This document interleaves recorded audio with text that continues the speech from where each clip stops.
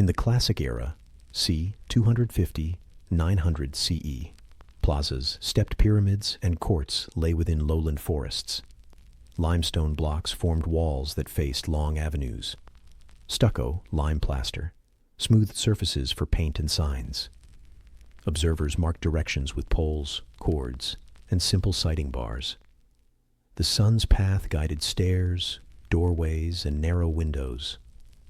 Evening insects hummed while plaza stones held slow warmth. Air cooled between pillars as the scene began. Limestone shaped both the ground and the buildings above.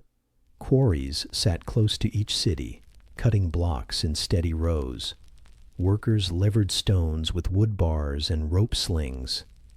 A ramp of earth helped raise courses a small step at a time. Stucco coats sealed joints and caught bright colors.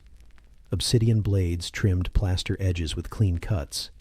Shell tools burnished corners where signs would go. Alignment marks set by cord kept walls and stairs true. Dust hung briefly, then settled on smooth treads. The square stayed quiet after each measured action. Timekeeping rested on two linked counts that guided city life. One was a 260-day cycle used for naming days. The other was a 365-day cycle used for farming and seasons. Daykeepers set these counts with beans, shells, and short cords. A bundle held tallies for work and ceremony windows. When both cycles turned together, they formed a longer round. The long round returned after many shared days. Shell counters clicked once, then lay still in a pouch. Notes on bark paper kept the same order. The rhythm stayed steady across years. Stone monuments held dates in deep, careful numbers. A glyph, a written sign, paired a picture and a sound. The signs combined to form names, places, and events. Tall stelae placed these signs in blocks along frames. Dates used place value numbers set in neat positions.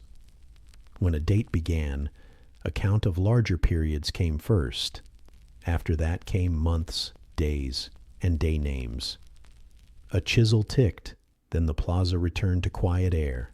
Red guidelines faded under finished cuts. Shadow gathered in the carved lines near dusk. Some buildings worked as simple instruments for sunrise. An early form, often called an E group, faced a low range. A western mound held the viewer's point for sighting dawns.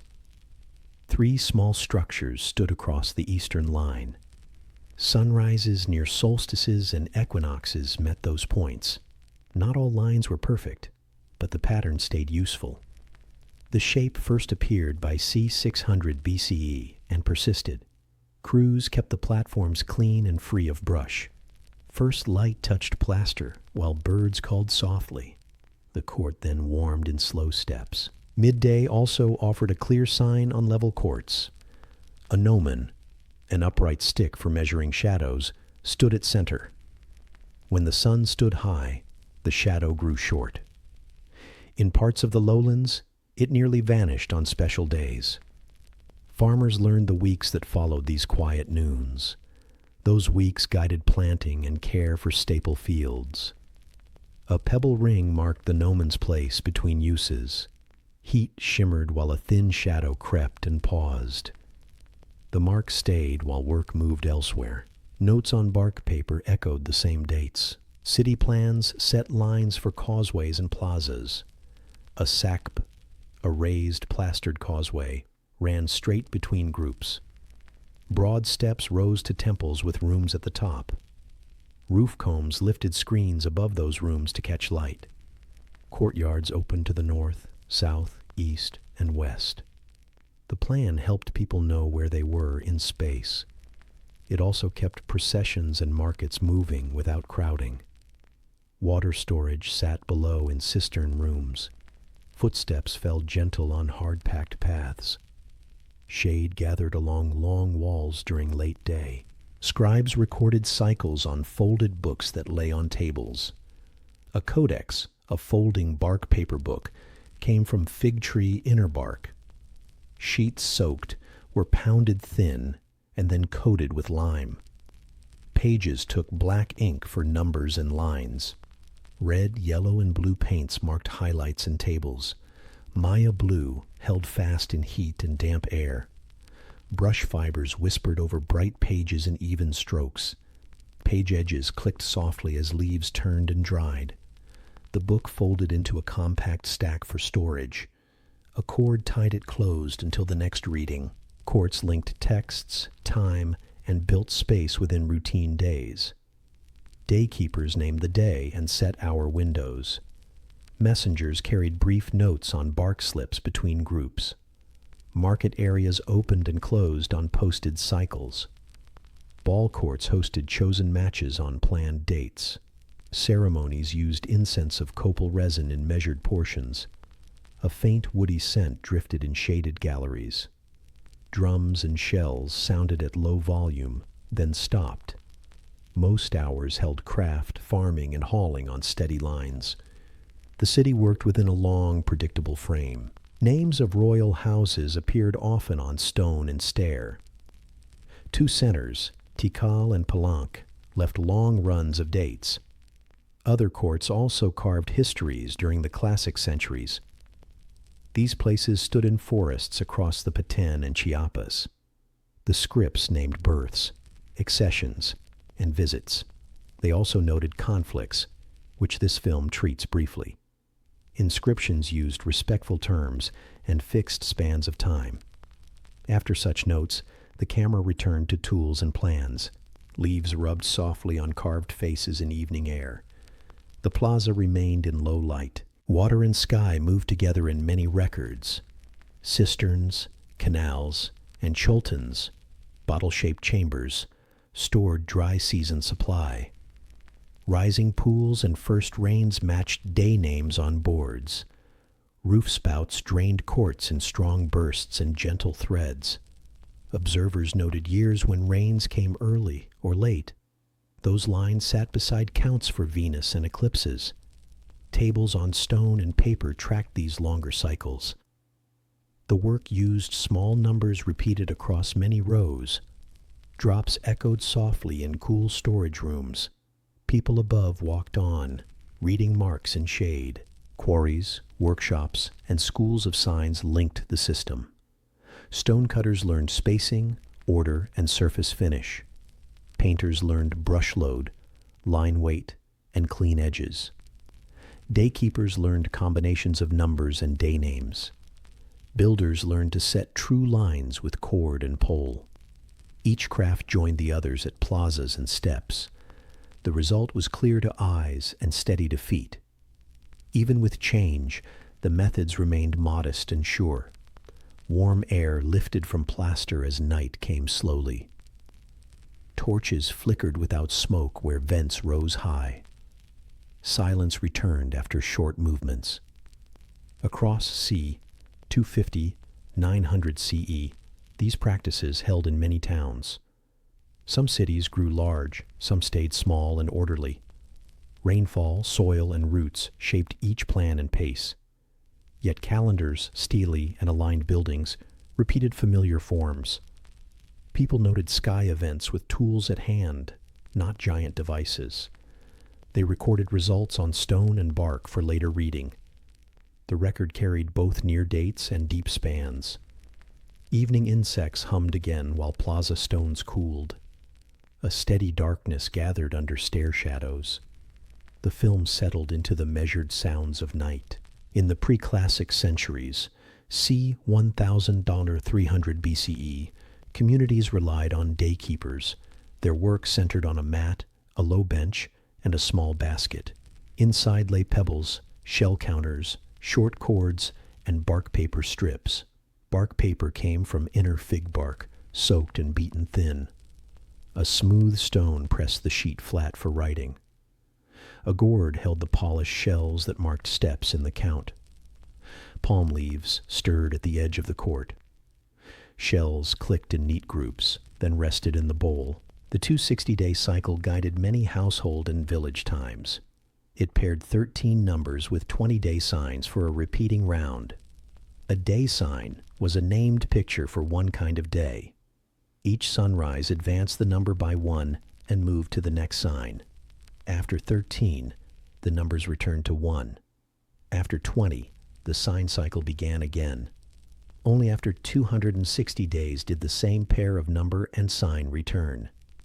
The system was simple to track and easy to share. It set windows for rites, visits, and planting tasks. A daykeeper's routine began before heat rose from the plaza. On the mat, 2 rows of markers lay ready. One row held 13 pebbles for the number set. The other row held 20 shells for the sign set. At dawn, a hand slid 1 pebble forward and 1 shell along. A cord knot moved to match the new pair. A bark paper strip noted the pair with quick signs. The act took little time, but great care. Palm shade shifted slowly across the bench. Cords helped when travel or many requests filled the day. A counting cord carried knots set in small spans. Each knot matched a place in the 260-step round. Scholars suggest some keepers also used notched sticks. The cord hung from a peg beside the mat between checks. When a request came, the cord showed distance to the target day. A finger measured knots in steady motion. The cord returned to its peg with a soft brush of fiber. The 260-day count supported quiet, regular events. Families chose naming days from sets seen as fit for growth. Farmers watched for later weeks linked to soil care. Market circles around small centers kept a calm rhythm. Visits to shrines followed the same shared pace. Incense of copal resin burned in measured portions. A faint, woody scent drifted through shade. Shells clicked once to confirm the day. After the mark on paper, the strip dried in a breeze. Materials for the kit came from near and far. Pebbles came from riverbeds, smooth and hard to touch. Shell counters moved inland on pack routes from the coast. Cords were twisted from agave fiber and held firm knots. Bark for paper came from local trees and light tools. Ink for signs mixed charcoal and plant binder. A reed or hairbrush made fine lines. The basket kept tools on hand and out of dust. When closed, it breathed through its weave and stayed cool. Writing on bark paper was brief and precise. A strip held numbers as dots and bars. Dots for 1s, bars for 5s. A short phrase named the sign for that sunrise. Red paint framed the note if it marked a major turn. Strips for 1 month's worth of days tied as a bunch. When full, a cord bound the bunch with a clay seal. Scholars suggest some notes moved between hamlets as reminders. Page edges tapped softly in the stack. Paper rustled when a strip was checked again. Training followed simple steps, repeated with patience. An apprentice learned the number row first, then the sign row. Next came the pairings that formed the 260-day round. Memory was supported by touch, moving a pebble, sliding a shell. The bark strip confirmed the mind's order when needed. Older keepers taught slow speech to keep a steady pace. The kit's small tools made the lesson concrete. Palm leaves stirred while the low bench stayed cool. Shells clicked, then quiet returned. Observation still mattered beside counting. In open courts, a stick gnomon stood to mark noon shadows. A day when the shadow ran shortest gave a seasonal cue. E-group platforms at some sites helped watch dawn positions. These checks did not replace the 260-day round. They complemented it with clear signs from the sky. Counts and sites together made plans easier to trust. Around midday, heat shimmered on plaster. The gnomon's dark line crept and paused without haste. Numerals used familiar marks that later appeared on stone. Dots and bars counted to 13 for the number row. The sign row used named pictures in a fixed order. In later centuries, a shell sign would stand for 0. For early work, an empty place or special mark likely served. The aim was simple clarity at each morning step. The hand moved, and the record stayed plain. A pebble returned to its start after 13. A shell returned after 20, ready to begin again. The daykeeper also served as a gentle scheduler. A household asked for a day to begin a field or home. The count offered a window without crowding other tasks. Travelers asked for safe periods to cross forest paths. Nearby shrines posted their own cycles on bark boards. The daykeeper copied those marks into the bundle. When a drum call signaled a gathering, times matched the count. The plaza remained orderly and known. Voices stayed low under shade. Storage and care of the kit kept work reliable. After each use, pebbles and shells returned to the bowl. Cords hung unknotted to dry in moving air. The brush was rinsed and laid bristles down to keep its shape. Paper strips rested flat on a smooth board. Clay seals dried in the corner of the room. The basket closed with a fiber loop around a peg. Palm leaves brushed the roof line. The mat remained clean for the next morning.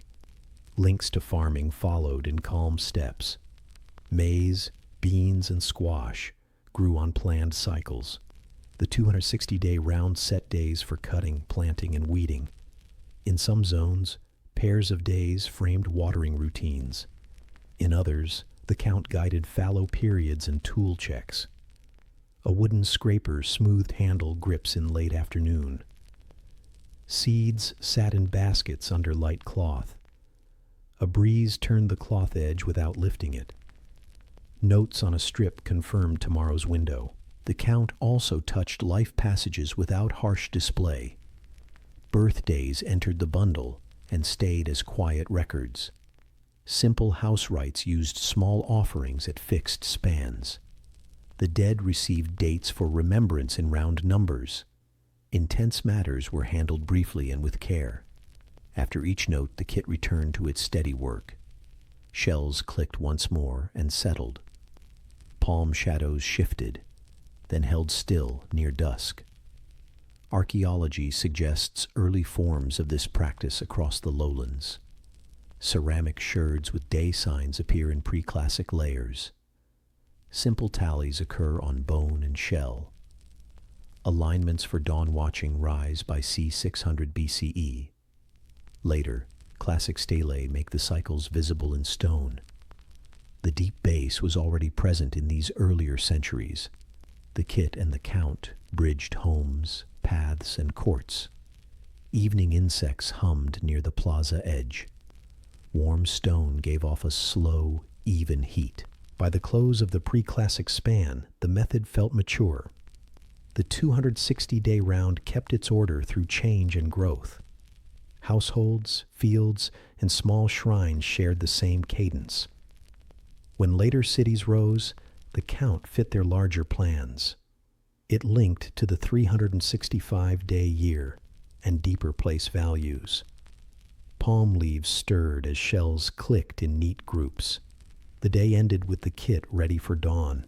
By c. 600 BCE, crews shaped compounds for watching dawn across the horizon.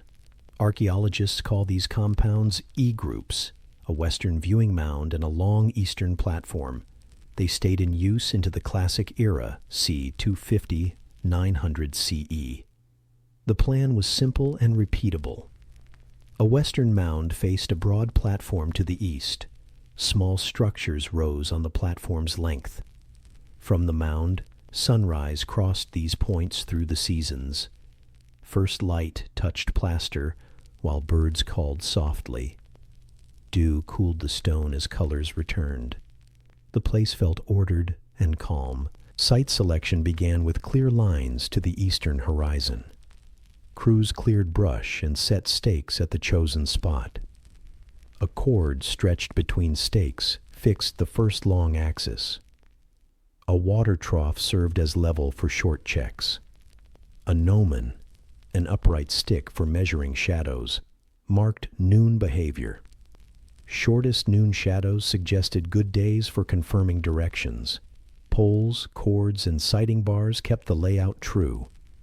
Workers noted distant hill cuts and low saddles. Those features later served as reference points.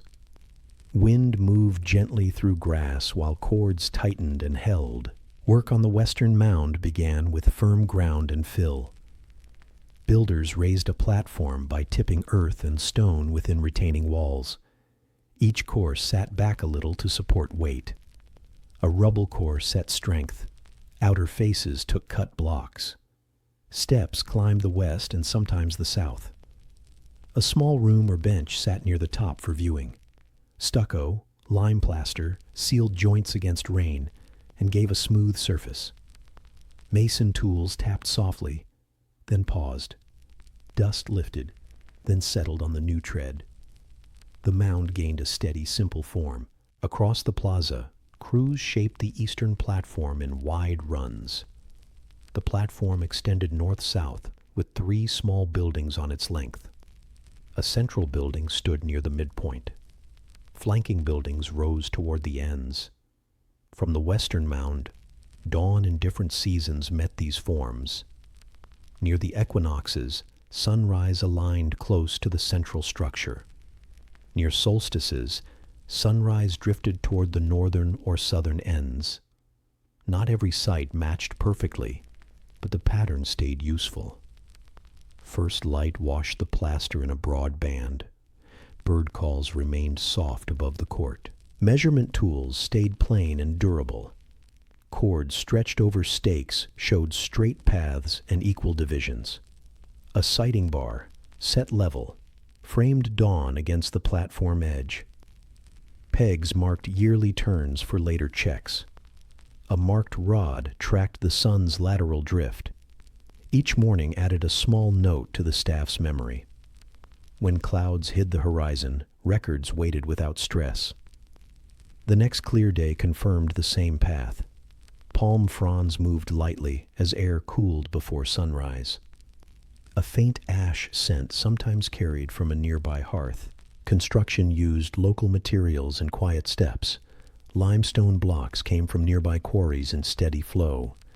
Fill included smaller stone and compacted earth laid in layers. Plaster coats required lime from burned limestone and clean sand. Workers mixed mortar in shallow pits with wooden paddles. Baskets carried loads up ramps laid on the slope. A line of hands kept a slow, even pace. The ramp moved as the mound rose. When surfaces cured, a burnisher smoothed the skin. Tools clicked lightly. Voices stayed low and even. Maintenance followed seasons and wear. Rains chipped plaster, so crews applied thin new coats. Washes sealed hairline cracks before water entered. Steps received small infill where edges spalled.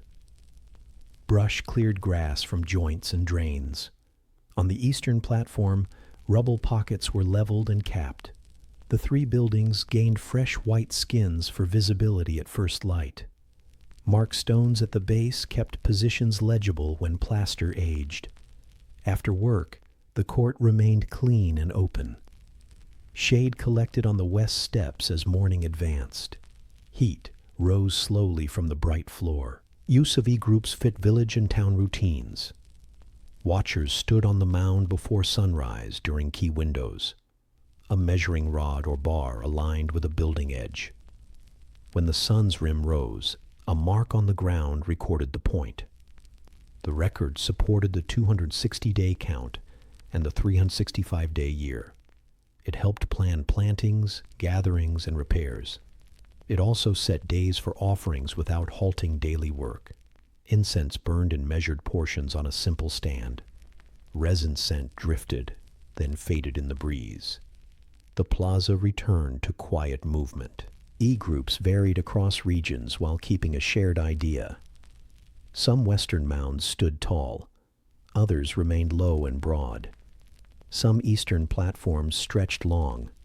Others stayed compact with high flanks. In a few places, later buildings covered earlier lines. Elsewhere, stelae rose near the compound to carry dates. Uashaktun preserved a clear example that scholars often cite. Tikal and other centers kept related forms into classic decades. Each site balanced terrain, trees, and sightlines. Leaves shivered softly along the perimeter. The plan adapted without losing its core aim. Archaeology shows layered stories beneath these courts. Trenches across platforms reveal rebuilds in calm phases. Earlier floors lie under later skins with clean joints. Burned lime fragments mark periodic plastering events. Post holes at mound tops record simple viewing frames. Sherds in construction fill date the main phases. Erosion layers tell of seasons after care slowed. Still, the compound's long axis remains readable. Survey rods align with horizons where the sun rises. Field notes whisper on paper as pencils move. Shade shifts slowly from one wall to another. These compounds were not large observatories with complex parts. They were clear spaces built to watch repeated dawn behavior. Their scale fit daily life and seasonal work. People knew where to stand, what to look along, and when to check. The design required no rare tools or rare materials. It asked for careful placement, patient maintenance, and shared memory. The result was a steady framework that many towns could keep. First light touched plaster, while birds called softly again. Air cooled under the mound's shadow. The scene held its quiet order. Over centuries, E-groups continued to serve changing communities. Some gained added buildings that adjusted sightlines. Others anchored plazas as centers shifted nearby. The idea of marking the year at dawn persisted. It blended with counts kept by shells, cords, and bark notes. It also joined with later long count dates on stone. Together these tools held time in calm, practical ways. The platform edges stayed straight. The mound steps remained true. A soft scrape cleaned a stair between seasons. The court waited for the next clear sunrise. Classic cities kept their centers aligned to north-south and east-west lines. The practice ran across C. 250-900 CE in forest lowlands. Builders set bearings with sighting rods, cords, and a stick for shadows. Tikal, in the Paytan lowlands, offered a clear, steady example. Causeways met plazas at measured angles that echoed the sky. Temples faced the cardinal directions, with stairs and doors set true. Open courts held air and light in planned zones. Footsteps fell gentle on hard-packed paths. Leaves rustled along walls as shade moved slowly. Survey began on cleared ground with a small group and simple tools. 2 stakes marked an east-west guess across the intended plaza. A cord stretched tight between the stakes to form a straight baseline. A water trough served as level for short checks along the line. A gnomon, an upright stick for measuring shadows, stood at center. Observers watched sunrise near equinox to refine the east point. They also checked noon to fix a north-south cross line. Shell counters clicked once when the reading matched a note. The stakes held while the plan settled. The east-west axis took shape first in many places. Before dawn, a sighting bar sat level on a low stand. When the sun's rim rose, the bar framed the edge of light. A peg received a light hammer tap at that position. On the next clear day, the check repeated and confirmed the peg. Red ochre powder marked the path between pegs in a thin band. Cords followed the band to guide early trench lines. First light touched plaster while birds called softly nearby. The horizon brightened without haste as work resumed. A north-south cross-axis followed with calm geometry. Crews set 2 equal arcs from both ends of the east-west line. Where the arcs met, a perpendicular mark appeared on firm soil. A cord ran through that mark to anchor the north-south line. A plumb bob confirmed vertical posts at the new points. The right angle read clean even at a short distance. Pebbles were pressed into the ground at regular intervals. Later, those pebbles guided masonry corners. A light breeze cooled the open court.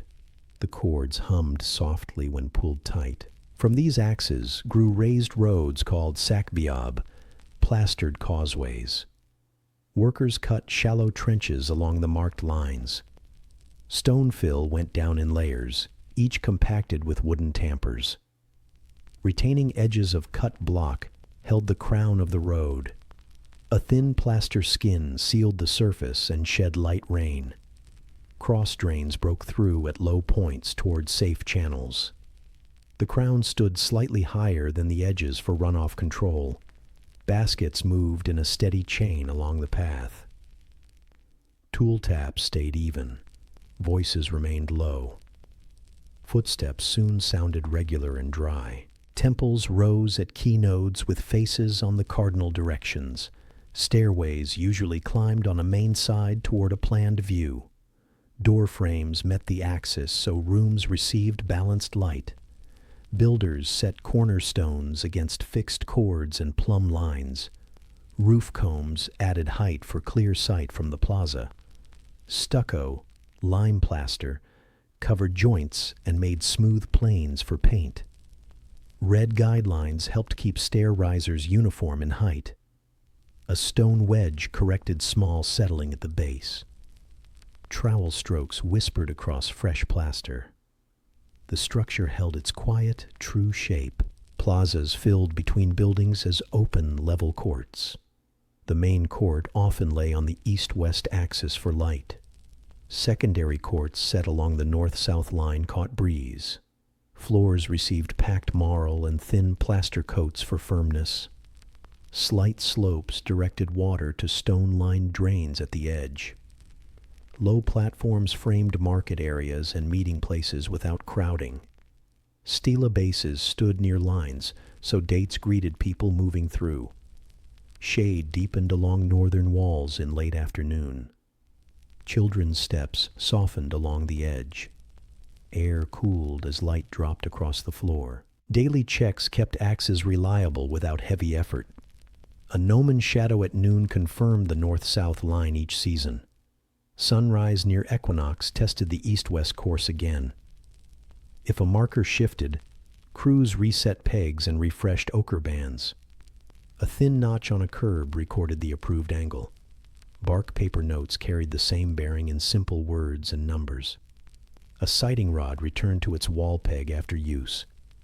These checks took minutes and saved larger corrections. Paper rustled.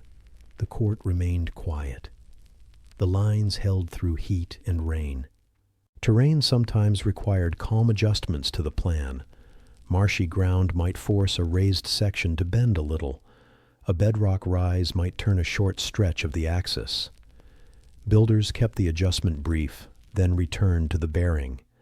In forest zones, trunks beyond the plaza could limit dawn views. Crews cleared low corridors while leaving shade where possible. Scholars suggest some offsets also answered star settings. The city remained readable despite such small changes. Leaves brushed scaffolds with a soft scrape. Orientation stayed practical rather than rigid. The tools that held accuracy were modest and common. Cords were twisted agave fiber with little stretch in dry weather. Plumb bobs were stone or clay weights on short lines. Sighting bars were straight wood strips checked against a taut cord. Water levels used paired bowls joined by a tube. Ochre came from nearby banks and showed clearly on pale plaster. Every tool stored on a peg or in a basket on the bench. A keeper counted pieces at dusk with a short note. A mortar lid closed with a dry tap. The bench stayed orderly for morning use. Causeways linked groups, so movement followed the same calm grid. Processions, markets, and routine hauling kept to these raised paths. Simple curbs guided feet and kept loads centered. At night, small lamps on stands marked edges at intervals. The surface stayed smooth under sandals and light sleds. Drains cleared with a quick sweep after showers. Where two causeways crossed, a low platform offered rest. A jar stand nearby held water during busy hours. Footsteps fell gentle on hard-packed paths. The grid made travel predictable and unhurried. Tikal showed how large centers use these bearings at scale. Its causeways approached major plazas on measured lines. Tall temples faced cardinal directions across long courts. Stelae with long count dates stood near axial routes. The plan stayed legible despite uneven ground and thick forest. Workers refreshed plaster skins at intervals across classic centuries. When growth demanded new groups, lines extended from the same axes. Distant drums sounded faint beyond the trees.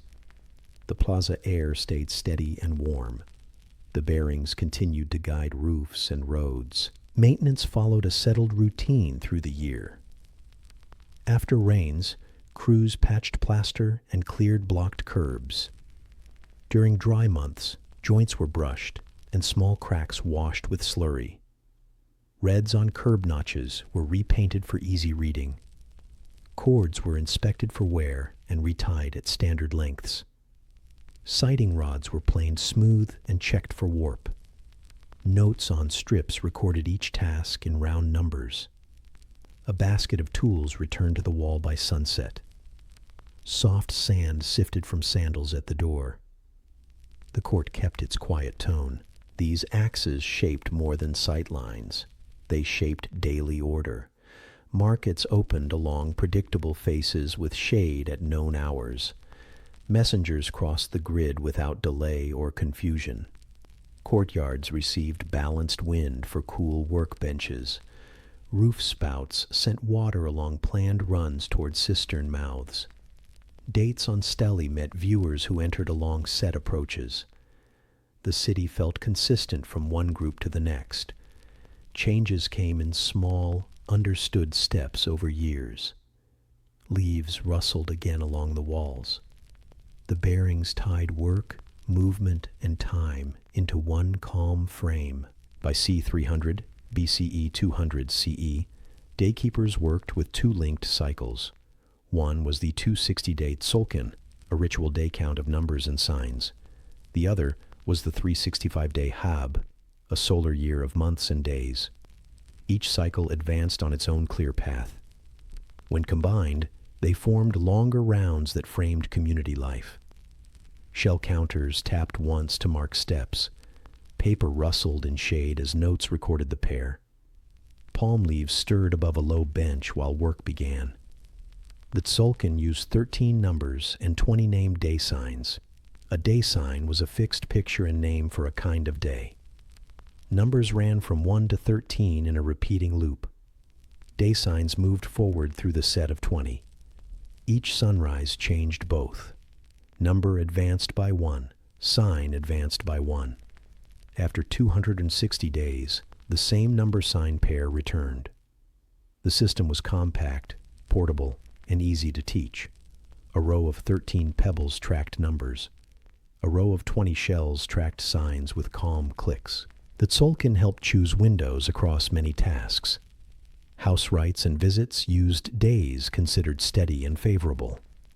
Field care paced weeding and first fruit checks by gentle intervals. Small journeys, court hearings, and market errands gained spread, avoiding crowding. The clear cadence reduced missed steps and overlaps. Notes on bark strips held only what was needed. Dots and bars marked numbers. A short sign named the day. A reed brush left thin lines that dried quickly. The strip slipped into a corded bundle beside the mat. The Hab measured the solar year in months and days. It held 18 months of 20 days each, plus 5 extra days. Those 5 days formed a short period called Wayeb, a 5-day gap at year's end. Months began with a seeding note, then counted onward by day number. Month names were stable and returned in the same order. The Hab tracked planting, harvest, road work, and roof repairs. It matched roof spout checks to early rains. It set cistern cleanings before long dry weeks. The count anchored yearly tasks in plain steps. Daykeepers used simple tools to keep both cycles straight. On the mat, 2 rows of markers lay ready each morning. Pebbles handled Tzolk'in numbers, shells carried Tzolk'in signs. A second pair of rows tracked Hab months and days. A knot moved along a thin cord to mirror each change. Bark paper strips held the daily pair and the month position. Clay seals closed monthly bundles with short labels. The kit fit in a basket that breathed through its weave. The basket rested in cool shade near a wall. Joining both cycles created a longer, repeating frame. This pairwise system is called the calendar round, the 260 and the 365 combined. Each day had a Tzolk'in name and a Hab date. Only after 18,980 days did the exact pair return. That span equaled 52 Hab years in round numbers. A modern reader might picture about half a century, then move on. For daykeepers, this long return placed lives and building projects. It set commemorations without losing the small daily steps. The bench stayed the same while the numbers turned. A typical morning began with calm, repeated moves. A hand slid 1 pebble and 1 shell for the Tzolk'in. The same hand moved a knot and a shell for the Hab. The keeper spoke the pair quietly to record it once. The reed brush wrote dots, bars, and 2 short signs. A second strip copied the pair for the plaza board. The board showed only the essentials and the month's progress. Shell counters tapped once when the check was done. Paper rustled in shade as strips dried flat. The air stayed still around the basket. The Hab's structure supported regular maintenance across the year. Months of high rain brought drain clearing and channel checks. Drier months set lime burning and plaster coats on steps. Roof combs gained repainting when winds grew mild. Causeway crowns received patching before long travel windows. Market zones had posted weeks for stall cleaning. The calendar turned these tasks into habits. Crews read the board, then moved without delay. Tool taps remained soft on stone. The court stayed open and tidy. The Tzolk'in kept its own uses alongside the Hab. It paced short intervals that repeated through a few months. It spread visits so lines stayed smooth at shrines and offices. It offered calm spacing for household rites over one season. It also set days for small training, like brushwork and counting drills. Apprentices learned numbers by touch first. Later, they read dots and bars on sample strips. The kit's small tools made memory solid. Palm shade shifted slowly across the bench. The shells clicked once more, then settled. Observers supported both counts with simple checks. A gnomon, an upright stick for measuring shadows, confirmed noon behavior. Shortest shadows near known weeks matched mid-year notes. Sunrise lines along platform edges tested equinox windows. The Hab did not include a leap day. Scholars suggest careful observation watched drift. Daykeepers noted slight shifts without breaking daily order. Longer spans used stone dates to anchor memory. The counts stayed useful when joined with sights. Heat shimmered on plaster after midday. The gnomon's line crept and then paused. Scribes prepared larger tables to help plan ahead. Bark paper screens listed distance numbers for future pairs. These tables let users step forward many days at once. A finger followed rows while a cord knot kept place. When the target pair appeared, a short mark confirmed it. Tablet edges clicked softly as pages turned and stacked. Black ink carried numbers. Red ink framed headings. The packet folded into a compact square for travel. A cord tied it closed with a small seal. The kit traveled between hamlets on known paths. Stelae in plazas later paired stone dates with the day pair. A long count number fixed an event to an absolute day span. Beside it, the calendar round gave the local pair. This practice appears widely in the classic centuries. The deeper number reached far. The pair kept it familiar. People walking the plaza could read both levels. They saw the day they knew and the span they sensed. A chisel ticked. Then the plaza returned to quiet air. Red guidelines faded under finish cuts. Shadows gathered in the carved blocks near dusk. Markets and roads matched schedules to the two-cycle frame. Certain Hab months favored long trips on dry causeways. Tzolk'in spacing kept loading and unloading steady in towns. Storehouses opened on posted pairs to avoid crowding. Courtyards set hours that repeated with calm rhythm. Messengers carried slim boards with the week's pairs. A glance at dots, bars, and signs was enough. Water jars and shade stands stood ready at nodes. Footfalls remained gentle on hard-packed paths.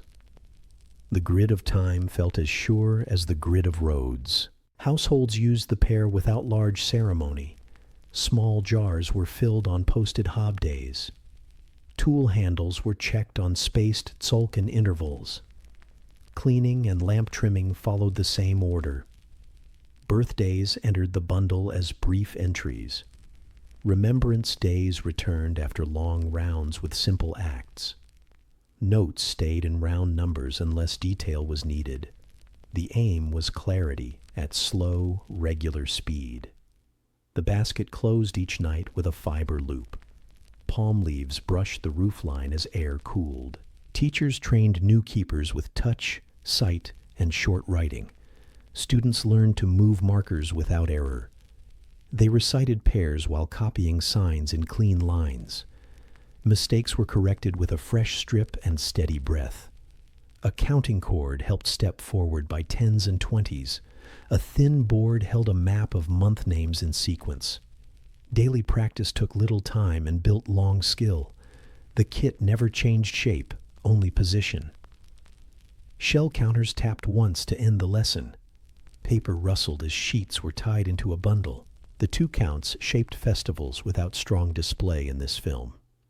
Incense of copal resin burned in measured portions at openings. Drums sounded at low volume to mark the moment. People returned quickly to work within planned windows. Field edges were trimmed. Drains were swept. Cords were checked. The plaza remained readable for anyone passing through. The pair itself, not the speech, held attention. A light breeze moved across the board. The signs stayed sharp against pale plaster. Archaeology gives anchors for this calm picture. Early glyphs on ceramics show day signs and numbers. Alignments for sunrise tests appear by c. 600 BCE. By c. 300 BCE, 200 CE, paired dates appear more widely. Later, classic stelae show the two-cycle pair beside deeper counts. Surviving bark paper books from later times keep distance tables. Their rows echo older habits of stepping through days. The thread from early courts to large plazas stayed unbroken. Field notes whisper on paper as pencils move. Shade drifts along wall bases in late light. By combining the 260 and the 365, communities gained a stable frame. The Tzolk'in gave fine spacing within seasons. The Hob gave the larger turn of work through the year. Together, they produced long rounds that organized memory and plans. The method needed small tools, clear writing, and patient checks. It traveled easily between houses, paths, and courts. Shell counters tapped once. Paper rustled in shade again. Evening insects hummed around the plaza's edge. The kit waited on the bench for tomorrow's first mark. Classic stelae, tall carved stones, carried dates written as deep numbers. These numbers formed the long count, a running total of days. It set events within a span that could cross many centuries. Builders raised stelae in plazas during c. 250-900 CE. Scribes planned the text on bark paper, then marked the stone. A chisel ticked, then paused while dust settled. Red guidelines showed columns and blocks for signs. The plaza returned to quiet air after each careful stroke. Planning began in a small workshop near the court edge. A flat slab rested on wooden rollers for easy turning. Scribes brushed a grid on the face with thin red pigment. They sketched number signs and words inside each square. Assistants dampened the surface so chalk held its line. Stonecutters tested chisels on a waste block for sharpness. Mallets of hard wood set a light, even rhythm. When the first cuts began, the tick stayed steady and soft. Dust rose and fell without hurry. The face gained depth in narrow, clean grooves. Numbers followed a base 20 place system with one planned change. Dots counted ones. Bars counted fives in simple groups. A shell sign, a symbol for 0, marked an empty place value. Places stacked from small to large like steps. The lowest place counted single days. The next place counted groups of 20 days. Above that, places counted larger sets in the same style. Each higher place multiplied the count by 20. The design allowed large spans on a compact face. The signs stayed neat for easy reading. Day units followed fixed names used across courts. A kin meant 1 day in the count. A uinal held 20 days as a small bundle. A ton held 360 days, not 400. Here the system used 18 uinals to form 1 ton. This change kept tons near the solar year for planning.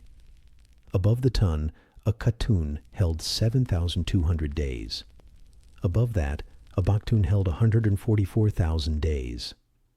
Scribes wrote these places from high to low, then the smaller parts.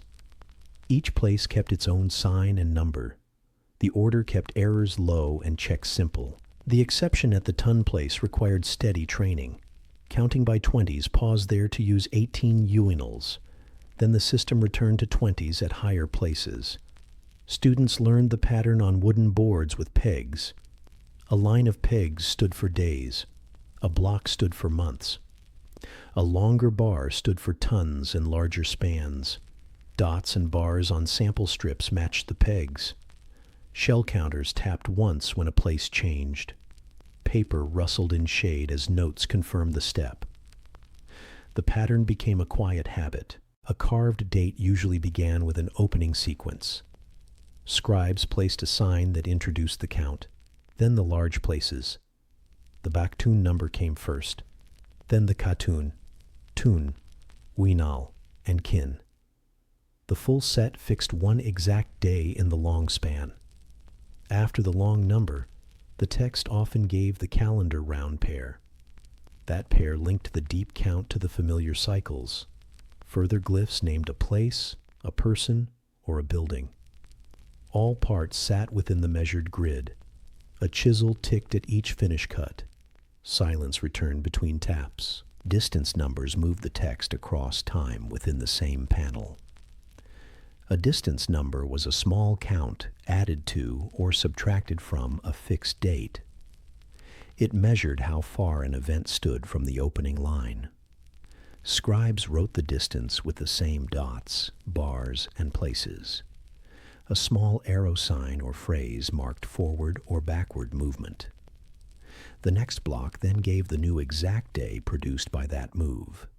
This method joined events without repeating long strings. Assistants checked the arithmetic with pebble rows. Shells clicked softly as totals matched. The plaza stayed calm. Stelae often marked period endings within the long count. A period ending closed a ton, a katun, or a larger span. On those days, a stone might be raised and named. The film treated the acts briefly and returned to tools and texts. Resin incense burned in measured portions near the base. A faint, woody scent drifted through shade. Offer jars and a small altar stood beside the stone. The stela and altar formed a pair that people recognized. After the note, work resumed along hard-packed paths. Placement of stelae followed the city's careful plan. Many stones faced east or west along plaza axes. Some stood near stair bases with a low pedestal underfoot. Others lined causeways at regular intervals, so walkers saw dates in order. A few climbed terraces to stand in front of temples. Tikal kept long runs of such placements across classic centuries. Copan set a stair filled with glyphs that recorded deep sequences. Each site kept clear lines between stone and movement. Leaves rustled along walls as air cooled. Feet moved softly on dry plaster. Stone type and finish shaped the final look and sound. Fine limestone took clean cuts and held sharp signs. Harder stone needed slower tapping with wider chisels. Scribes sometimes coded fresh cuts with thin pigment. Red stressed number rows. Black filled small details. When the surface dried, the signs stood legible at a distance. Rain smoothed edges over years, so crews performed small care. Brushes cleared lichen and mud after storms. Soft water rinsed grooves without scraping. The chisel's earlier tick gave way to quiet wind. Reading a finished stela followed a known order. Eyes moved from the opening sign through the long number. Readers confirmed the Baktun, Katun, Tun, Winal, and Kin. Then they checked the calendar round pair next to it. If distance numbers appeared, they followed the arrows and sums. Names and titles came at the end or in panels nearby. Trained readers could voice the numbers in round tones. Most people recognized the pair and the place signs. The stone gave both near and deep frames at once. The plaza stayed still, with faint insect sound. Scribes trained on boards, paper, and small stones before carving. They learned dot and bar rules up to large places. They practiced the shell sign for zero in clear form. They copied classic titles and place phrases from sample sheets. They also learned spacing, slant, and depth control on plaster. Only after steady work did they cut real stone. A master watched the first lines and corrected pressure. When the stroke was right, the sound stayed even. A new chisel left a bright line against pale stone. Dust drifted down in a thin cloud. The long count did not replace the daily counts. It joined them. The Tzolkin and Hob still set household and field time. The long number placed a day within a great span. That span connected rulers, buildings, and events across generations. It also stabilized records when memory stretched thin. The same system worked from small towns to large cities. Everywhere, dots, bars, and shells kept the same rules. This unity made travel and reading easier between courts. Paper bundles rode along causeways with messengers. Footsteps stayed gentle on the firm path. Archaeology gives anchors for this calm picture. Fragments of stelae show deep numbers cut with care. Broken bases still hold pegs for vertical setting. Plaster floors around stelae record repeated visits and washes. Nearby caches hold small shells and pigment cups. A few stones were moved and reused in later walls. Even so, cut grooves remain readable after many seasons. Modern notes trace the lines with thin foil and light rubbings. Pencils move softly on grid sheets. Field air hangs warm and still above the blocks. Some panels combine numbers with scenes, handled here with restraint. The film noted their presence without long focus. The text parts still followed the same number order. A date opened the panel. A distance tied later actions. Names and places filled the spaces between. After a glance, the camera returned to numerals and tools. Mortar caps sealed small cracks at the base. A brush lifted dust from a lower sign. The plaza kept its low sound. The stone cooled as shade grew. Across C, 250-900 CE, the long count stayed a trusted frame. Styles changed in letter shapes and border forms. Yet the place values and numerals stayed stable. Cities rose and slowed, but the numbers read the same. People set new stones beside older ones without confusion. The shared method linked long memory with daily order. As night approached, carved lines caught thin light. A chisel ticked once for a late small fix. Then the plaza returned to quiet air and slow warmth. Between C300, 800 CE, lowland workshops prepared tall stelae and their altar pairs. The shop sat near a plaza edge, close to ramps and storage yards. Blocks of pale limestone arrived on sleds over rolled logs. A level pad held each stone while workers trimmed rough sides. Basins of water kept dust down and cooled hands. A scribe set a bark paper plan on a flat board. Red pigment waited in a small shell cup. Dry dust lifted, then settled after each measured tap. The place stayed ordered and calm. Quarry crews cut stone upstream of the shop. Wedges of hardwood and hammered pebbles opened seams along bedding lines. Levers eased blocks onto sleds for the slow trip. Paths were cleared and packed hard for steady pulling. At the shop, rollers and pry bars shifted each block into position. A wooden frame supported the slab upright when needed. Loose chips went to fill pits or repair drains. The work used simple tools and many hands. Voices remained low. Only the rhythm of taps and the scrape of smoothing stones carried. Surface preparation came before any sign work. Carvers rubbed the face with sandstone to flatten high spots. A straight edge and cord checked that planes stayed true. A damp cloth cleared powder so the color read even. Edges were squared with repeated light blows. Small faults were picked out and patched with lime slurry. When the face was ready, a scribe brushed thin red guidelines. The grid fixed columns and glyph blocks in neat rows. Ochre lines dried fast in warm air. The slab took on a quiet, measured order. Drafting began with shallow cuts called first passes. A sharp chert tool traced the red lines with little pressure. The point marked outside edges for each glyph and number. No deep carving started until the layout matched the plan.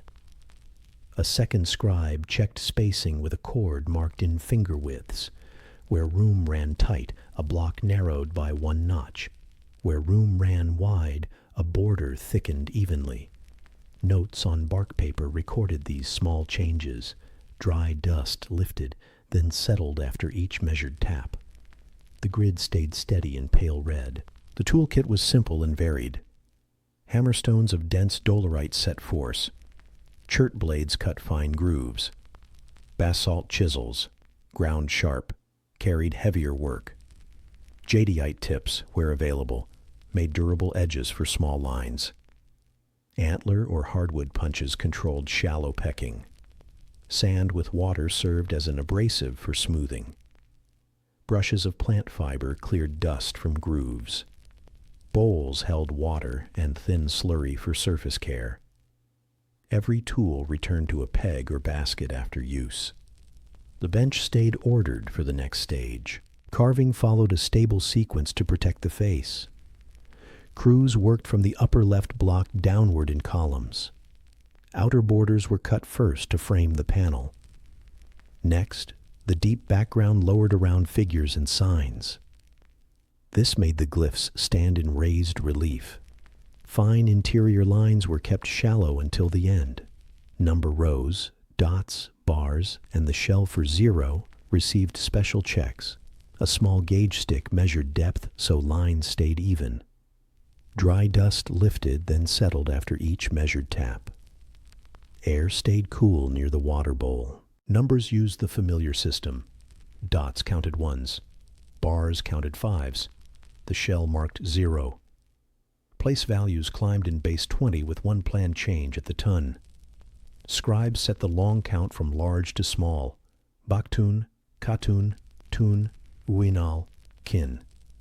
After that, the calendar round pair could appear. Distance numbers linked the opening date to later moments. Pebble rows on a sideboard verified each sum. When totals matched, the carver deepened the final strokes. A light brush whisked the face clean. The plan remained clear and calm. Altar stones were shaped alongside their stelae. Many altars were round with a low rim. Others were squared blocks. Their tops held shallow basins, channels, or simple signs. The altar stood in front of the stela at a fixed distance. Small drains let rain run off the surface without pooling. Pegs and shims leveled the altar on its pad. The pair formed a unit that people recognized in the plaza. The film kept its focus on tools and placement. Dry dust lifted, then settled after each measured tap. A faint water drip cooled the corner. Installation used ramps, rollers, and steady teams. The stela's base sat on a prepared footing of compacted stone. A shallow socket or curb kept it from slipping. Wedges and fill settled the slab into true vertical. A plumb line checked the face against the plaza axis. When set, joints at the base received lime mortar and small stones. The altar moved onto its pad and aligned with the same chord. Final cleaning removed tool marks on exposed edges. Brushes ticked across the surface in small arcs. The court felt balanced and ready. Traces of color often finished the work. Scribes and painters mixed mineral pigments with plant binders. Red outlined frames and key signs. Black darkened interior lines for reading at a distance. Blue-green accented selected panels when supplies allowed. Scholars suggest a thin stucco wash sometimes primed the face. Paint went on in quiet layers with soft fiber brushes. When dry, the glyphs stood clear even in low light. Rain and sun faded colors over seasons, so caretakers refreshed them. The stone held form while paint changed gently. Shops kept steady routines to maintain quality. Morning hours focused on layout and first cuts under cool light. Midday brought smoothing, checks, and tool care. Chert edges were reground on sandstone with water. Hammerstones were inspected for cracks and set aside if flawed. At dusk, the lead carver counted tools and marked progress on a strip. The slab was draped with cloth to slow drying of fresh edges. The floor was swept into neat piles for reuse as fill. Dry dust lifted, then settled after each measured tap. The yard grew quiet. Error control relied on simple, careful steps. If a groove wandered, the carver widened the background slightly. If a glyph block crowded, a border thinned a finger's width. Small chips were cemented with lime and stone powder. For larger faults, a shallow plug keyed into place and recarved. Draft lines in red remained until the last day for reference. Final passes removed the pigment with damp cloths. Where depth varied, abrasion evened the plane without sharp sounds. A reed scratched a small mark to confirm the fix. The face returned to balance. Archaeology records these workshop habits in fine detail. Some stelae show faint red guidelines under finished glyphs. Others preserve shallow drafts where carving halted mid-project. Tool marks reveal sequences, broad pecking, then narrow chiseling, then smoothing. Painted traces remain in shielded grooves. Bases retain peg holes and wedge scars from setting day. Off-cut heaps and grinding stones lie behind plaza edges. On a few slabs, corrections show plugs cut flush and reworked. Each clue fits a calm, careful process. Field notes whisper on paper in the shade. Production scales varied by city and season. In busy years, several teams worked on different faces at once. One team roughed out borders, another cut glyph frames, and a third finished lines. In quieter spans, a single pair handled layout and carving over weeks. Time moved at workshop speed, not plaza speed. Plans waited for stone, and stone waited for clear weather. When rain passed, surfaces dried and work resumed. Dry dust lifted, then settled after each measured tap. Birds called softly from trees along the yard. Placement returned the stone to the measured city grid. The stela faced east or west along planned axes. Its date met walkers as they crossed the plaza on set lines. Altar and stela shared shade at certain hours known to keepers. The pair joined causeways, steps, and drains in quiet order. The carving's deep numbers held the wide span. The workshop's steady strokes held the small craft. After the last whisk of the brush, the tools returned to pegs. Air stilled around the slab. The plaza received the stone without fuss. In the post-classic centuries, c. 1200, 1500 CE, artisans made books from tree bark. The goal was a flat, bright surface that held small signs and fine lines. These books folded like a screen and rested on low tables. Scribes used them for tables of days and planets. The work used simple tools, steady heat, and clean water. It also used patient steps that repeated without rush. The room stayed cool and ordered. Brush fibers whispered over bright pages as the process advanced. Makers began with fig trees in nearby woods. They cut only the inner bark, the soft layer under the outer skin. Strips came off in long bands and were tied in bundles. A narrow knife lifted edges. A wooden wedge widened the peel. The outer bark returned to the tree so growth could continue. Workers carried the inner bark to the yard before it dried. The fresh strips had a faint, sweet smell. A jar of water stood ready at the door. Shade covered the workspace in the middle of the day. Softening came next in warm, mild alkali. Strips soaked in a pot with water and plant ash. Scholars suggest some workshops also added a little lime, a powder from burned limestone. The bath loosened gums and helped fibers relax. A low fire kept the pot near a gentle simmer. Steam rose in thin threads above the rim. After several hours, the strips felt pliant under the hand. Rinsing in cool water removed extra ash. The wet fibers lay flat on a board. Drops ticked softly from the edges. Sheet making used beading and overlap. On a smooth board, strips lay side by side with small overlaps. A bark beater, a flat stone with shallow grooves, pressed and spread the fibers. The beater moved in short, even strokes. The grooves set fibers in a cross pattern that added strength. When a gap showed, another strip slid under the edge. Water kept the board damp so fibers would not lift. A soft thud repeated at a steady pace. Dry dust did not rise here. Only small drops fell and ran away. Pressed sheets rested between smooth boards to hold shape. Weight on top kept edges from curling as moisture left. After some hours, the boards came off for inspection.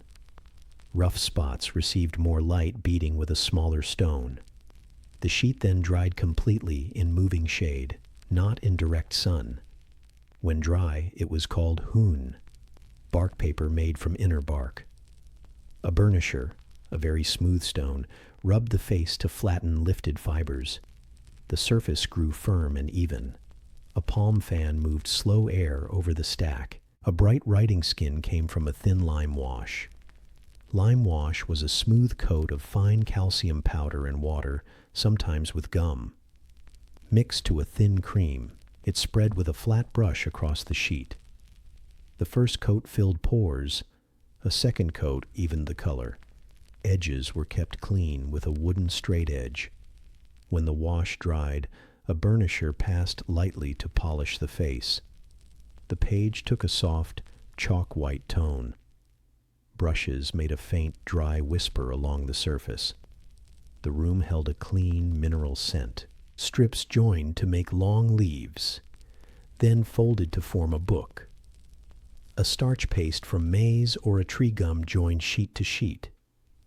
The maker tested the seam by bending it and letting it spring back. When the length was ready, a marked board guided the folds. The page bent back and forth into an even screen. This book form is called a codex, a screenfold book. Thin wooden covers protected the ends.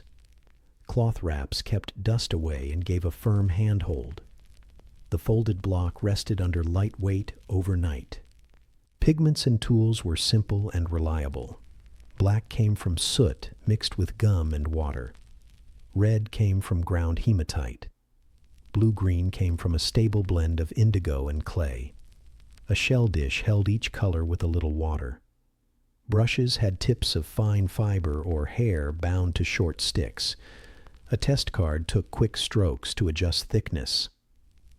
Lines grew from thin to solid with slight wrist turns.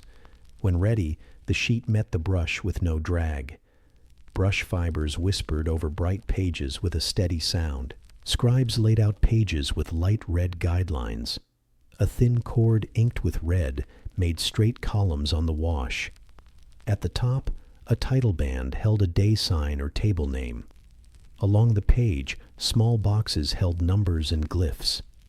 Tables of days used dots and bars for counts. Tables of planets tracked cycles, such as the 584-day path of Venus. Lunar counts recorded months and eclipse spans. Each entry fit a measured cell so eyes could follow rows. A reed brush tip set short notes in the margin. The plan stayed clear and calm. Writing and painting followed settled steps. First came the black outline for glyphs and numbers. Then came the fill for signs, with red and blue-green in small fields. Tiny marks linked parts of a table so movement stayed clear. When a mistake appeared, a wet cloth lifted the thin line at once. A small patch of wash repaired the spot if needed. Drying took only a short pause in moving air. Scribes returned to their seats and continued. Paper rustled softly when pages turned. The bench stayed neat and quiet. Use in the room was calm and regular. The codex stood open like a screen on a low table. A small stone weight held one corner against breeze. The reader touched a narrow pointer to each cell in turn. A counting cord hung from a peg to check longer steps. Notes on a loose strip recorded a date pair and a small distance number. When a page ended, the screen folded one panel and opened the next.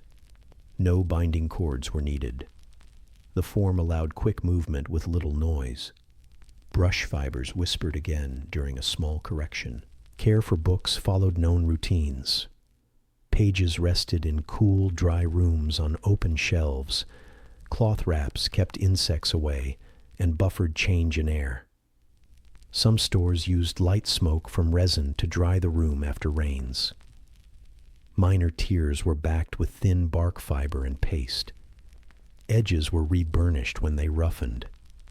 If a page grew crowded, a copyist made a fresh version with wider cells. Old pages sometimes served as practice boards for students. The book remained a working tool. Its aim was clear reading at low effort. Archaeology gives quiet anchors for this craft.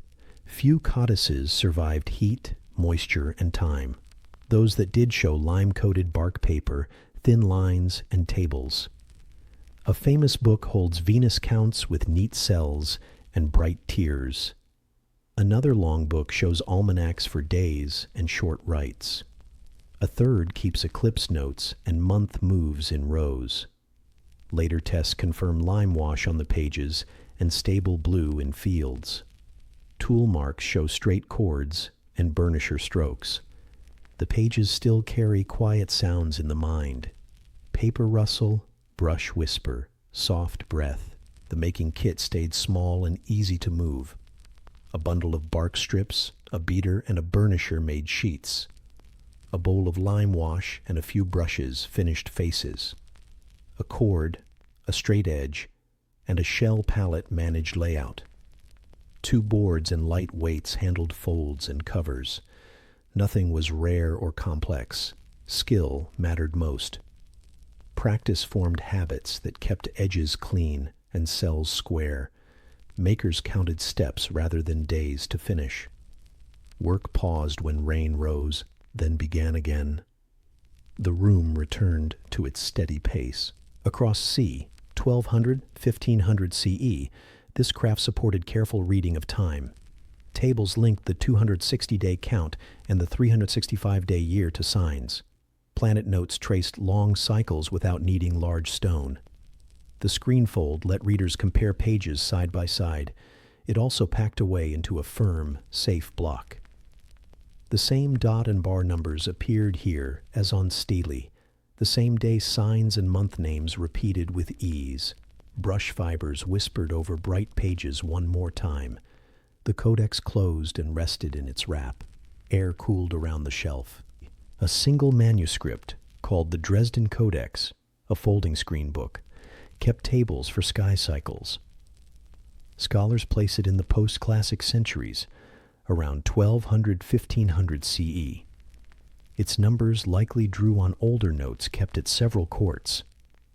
The pages were bark paper coated with lime, then painted in black and red. Columns and cells guided the eye across rows. Dots and bars marked numbers that stayed clear and firm. Simple glyphs named days and signs. Page edges clicked softly as entries aligned. Paper gave a dry rustle in the cool room. The book's Venus section filled a run of facing pages. Each page carried narrow columns divided into neat cells. A red frame marked the table space and the path of reading. Black numbers showed steps counted in days. Small markers named morning star, evening star, and short dark intervals. A thin pointer could follow the cells without touching ink. When a column ended, the reader turned one fold and continued. Page edges clicked softly as the screen moved. The pace stayed even and quiet. Venus moved in a repeat time called a synodic period, the interval from one similar appearance to the next. The Maya counted this as 584 days. 5 such cycles matched 8 solar years of 365 days each, or 2,920 days. The table used this fit to keep the flow steady. It listed starts and lengths for each stage. A long morning star, a gap, a long evening star, then a short gap. The exact lengths could vary a little by tradition. The book fixed a standard set so entries stayed aligned. Scribes set each stage in a measured row. A starting day pair identified when Venus first rose before dawn. Distance numbers then carried the reader through the months to the next change. A small sign noted when the planet vanished in the sun's light.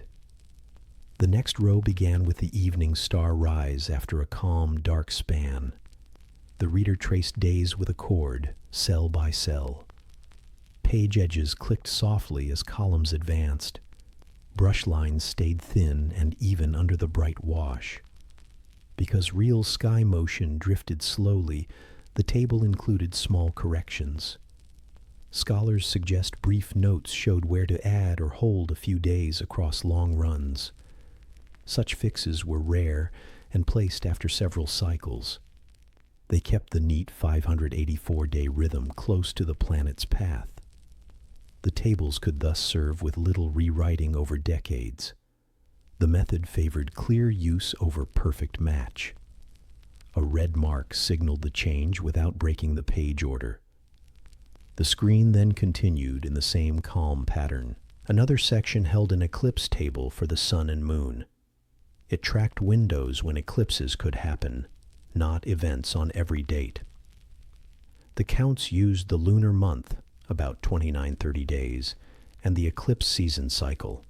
The table stepped through intervals of 177 or 148 days, which frame likely seasons. Across the whole run, the totals reached about 11,960 days, near 33 solar years. That span equaled 405 lunar months in round numbers.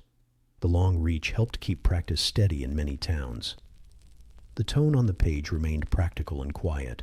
Layout of the eclipse pages matched the Venus section in spirit. Columns stacked intervals with black numbers and red flags. A cell might read a count like 177, followed by the day pair below. The next cell could hold 148, then another paired day. Small glyphs for month and moon framed the lines. Where a correction was needed, a short red note gave it. Readers moved forward, adding the new interval to the running sum. Page edges clicked softly as entries aligned. The table walked through years at an even pace. Use was simple and repeatable. Daykeepers marked the current day on a small strip. They compared it to the table cell closest in time. If the strip matched a window, they kept watch notes for that part of the sky. If not, they moved to routine matters and marked the next cell on their board. The book did not require special gear. A cord, a pointer, and a small basket of strips were enough. Paper rustled as the screen turned one fold. The room stayed ordered and cool. The codex likely gathered work from several courts and seasons. Its editors copied older rows, checked sums, and added clear headings. Some signs appear in styles known from distant towns. This spread fit the table's purpose, which was stable reading, not local show. The Venus pages linked to the two main counts described earlier. The eclipse pages tied shorter steps to longer spans. The whole book supported planning without raising voice. Only the brush left a faint track. Page edges clicked softly as the reader paused. Materials and tools stayed modest in this section too. Black from soot gave thin, sharp lines for numbers. Red from iron earth made frames and flags. Blue-green colored small fields in a few panels. The lime wash underpaint kept numbers crisp in shade. Fiber brushes flexed and returned to a fine point. When the page needed correction, a damp cloth lifted light strokes. A tiny patch of wash repaired a cell wall. The next line sat clean over the bright ground. Brush fibers whispered over bright pages again. Survival marks now lie on the old sheets. Water stains edge a few panels where storage once failed. In some cells, a hand retouched red guides after long wear. A small split was backed with thin bark fiber and paste. The counts remain legible and balanced. Where a number thinned, the pattern still carried it. The sense of the tables endures, careful steps, wide reach, sober layout. The screenfold still opens in steady panels. Page edges clicked softly as entries aligned in time with the reader's breath. Together, the Venus and eclipse tables show two steady rhythms. One traced a bright planet across many years. One paced moon seasons across decades. Both sat within the familiar frame of dots, bars, and day pairs. Both used distance numbers to move cleanly through time. The book did not need ceremony to make meaning. It asked for routine, tools in place, and quiet checking. Paper rustled, then settled flat. The screen closed, and the room held an even hush. Observers used a gnomon, an upright stick for measuring shadows, on flat quartz. The tool was plain, a straight post, a plumb cord, and a level pad. A shallow bowl of water helped check the level surface. When the water lay still, the pad was ready. A chalk line marked the north-south line across the court. Pebbles held the line in place against breeze. Heat shimmered above the plaster as the sun climbed. A thin shadow crept toward the line in a slow, steady move. The classic centuries, roughly 250-900 CE, saw wide, careful use. Southern zones within the tropics received overhead sun twice each year. On those zenith days, the noon shadow nearly vanished. Around them, the noon shadow was very short. These signals helped time planting and canal clearing near first rains. Crews favored open plazas or roof platforms with clear horizons. The gnomon stood at the center of a small circle. A cord reached from the post to draw that circle on plaster. Quiet steps kept dust low around the marks. Morning work prepared the test before the sun reached high. One assistant checked the post with a plumb bob for true vertical. Another swept the pad until the surface felt smooth underfoot. A third laid out a ring of small pebbles at even distances. The circle gave a reference for shadow tips through the day. A slender rod served as a pointer for the note-taker. Shell counters sat in a shallow tray at the edge. Heat shimmered above the court while a thin shadow crept toward noon. At midday, observers watched the line for its shortest reach. The rule was simple. The smallest noon shadow came near zenith days. When the tip paused close to the post, the reader tapped the board. A bark paper strip held columns for date counts and small notes. The 365-day Hob name and number filled the top row.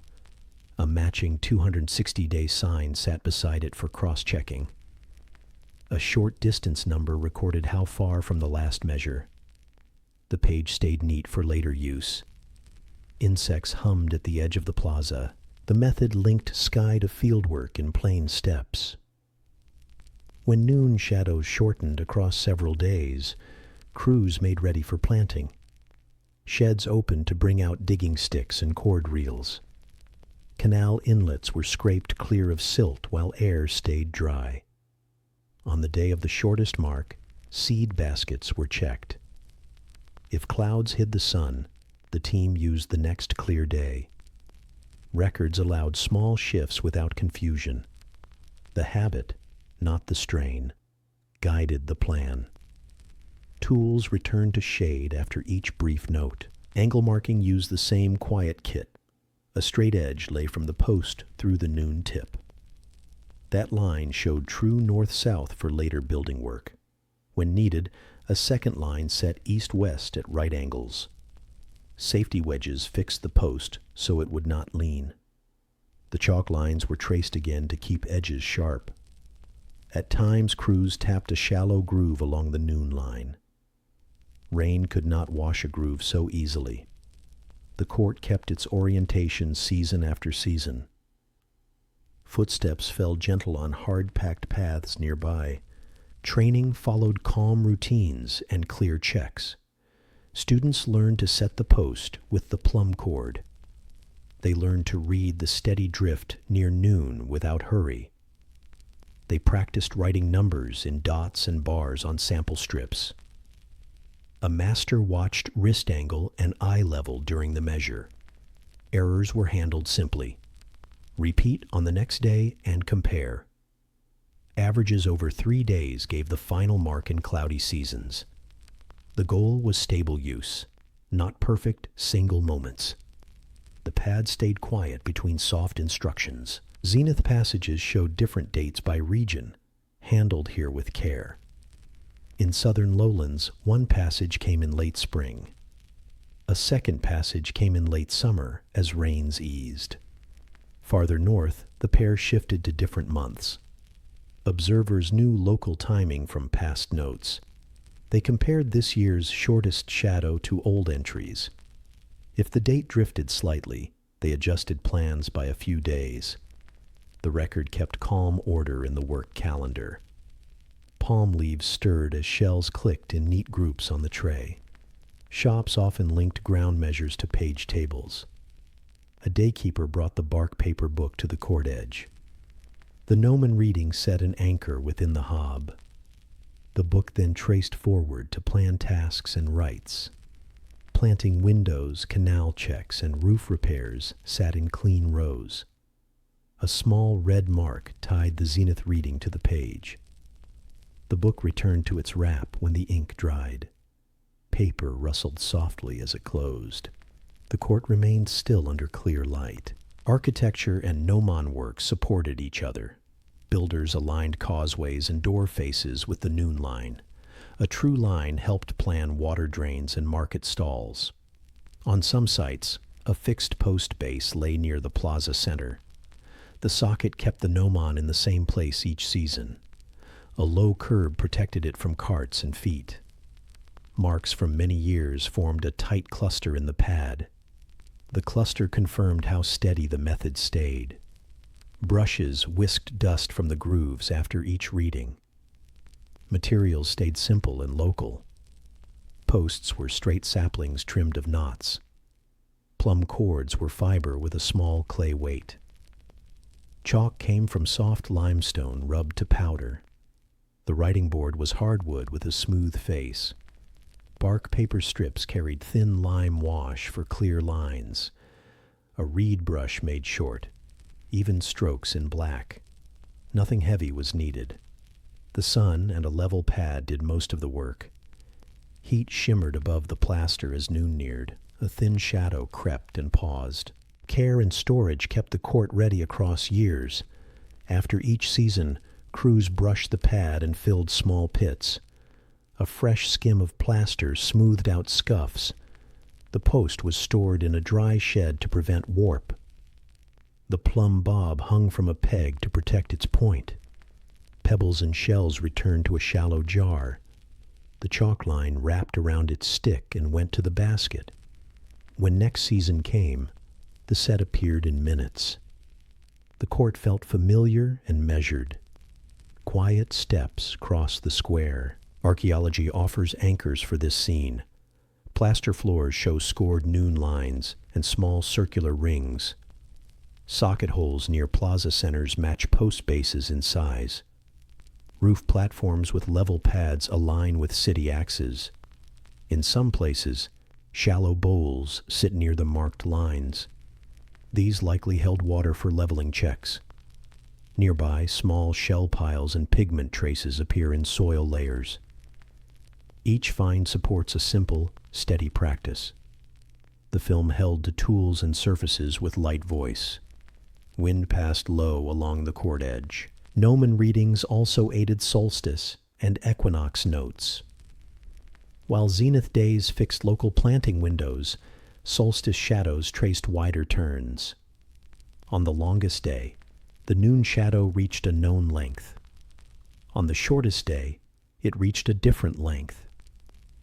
Equinox noon marks lay between them in clean proportion. These checks kept the 365-day count in step. They also confirmed alignments set by long causeways.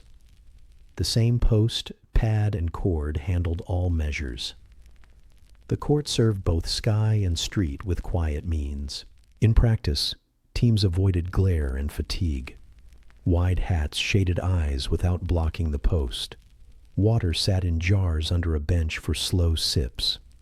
One reader tracked time from mid-morning to mid-afternoon. Another took over during the brief noon watch. Short rests kept hands steady for writing. If midday clouds formed, the team waited in shade. When light cleared, they returned and took the mark. No rush was needed. The sun's path returned each season. A thin shadow crept, paused, and slipped away. A gnomon stood straight in a level court. A chalk line ran north-south like a quiet guide. Shell counters lay ready beside a small writing board. Heat shimmered above the plaster as noon approached. The shadow narrowed to its smallest reach, then grew again. A soft tap marked the reading on the strip. Tools returned to their places in calm order. The court kept its low sound. The day moved on with steady light and even air. In the southeastern lowlands stood Copan, a classic city with careful builders. Here, a grand stair carried a long carved text up a temple face. The hieroglyphic stairway took shape about 700–750 CE during active court years. Its blocks formed risers, each packed with glyphs and numbers. The stair rose from a broad plaza where processions gathered. Jungle air cooled the stone after midday heat. Leaf rustle mixed with faint insect sound. The setting felt steady and ordered. The materials were local limestone cut into regular blocks. Quarry crews opened seams along bedding planes with wedges and levers. Sleds and rollers brought the blocks to the temple base. A level platform held them for inspection and trimming. Masons tested faces with straight edges and chords. Small basins of water kept dust down while edges were squared. When a block met the measure, it moved to a numbered stack. Tool taps sounded light against stone. The work progressed in patient, even steps. Planning joined scribes and carvers before any mortar set. Scribes drafted panels on bark paper with red guidelines.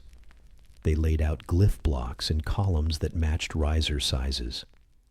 Margins held notes for joins and corner turns. Carvers then marked the same grid on stone with thin red lines. A leader checked spacing with a cord marked in finger widths. Where a glyph needed more room, a border narrowed.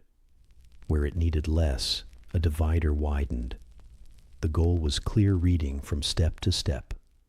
The shop stayed quiet and precise. Carving followed a set sequence to protect the surface.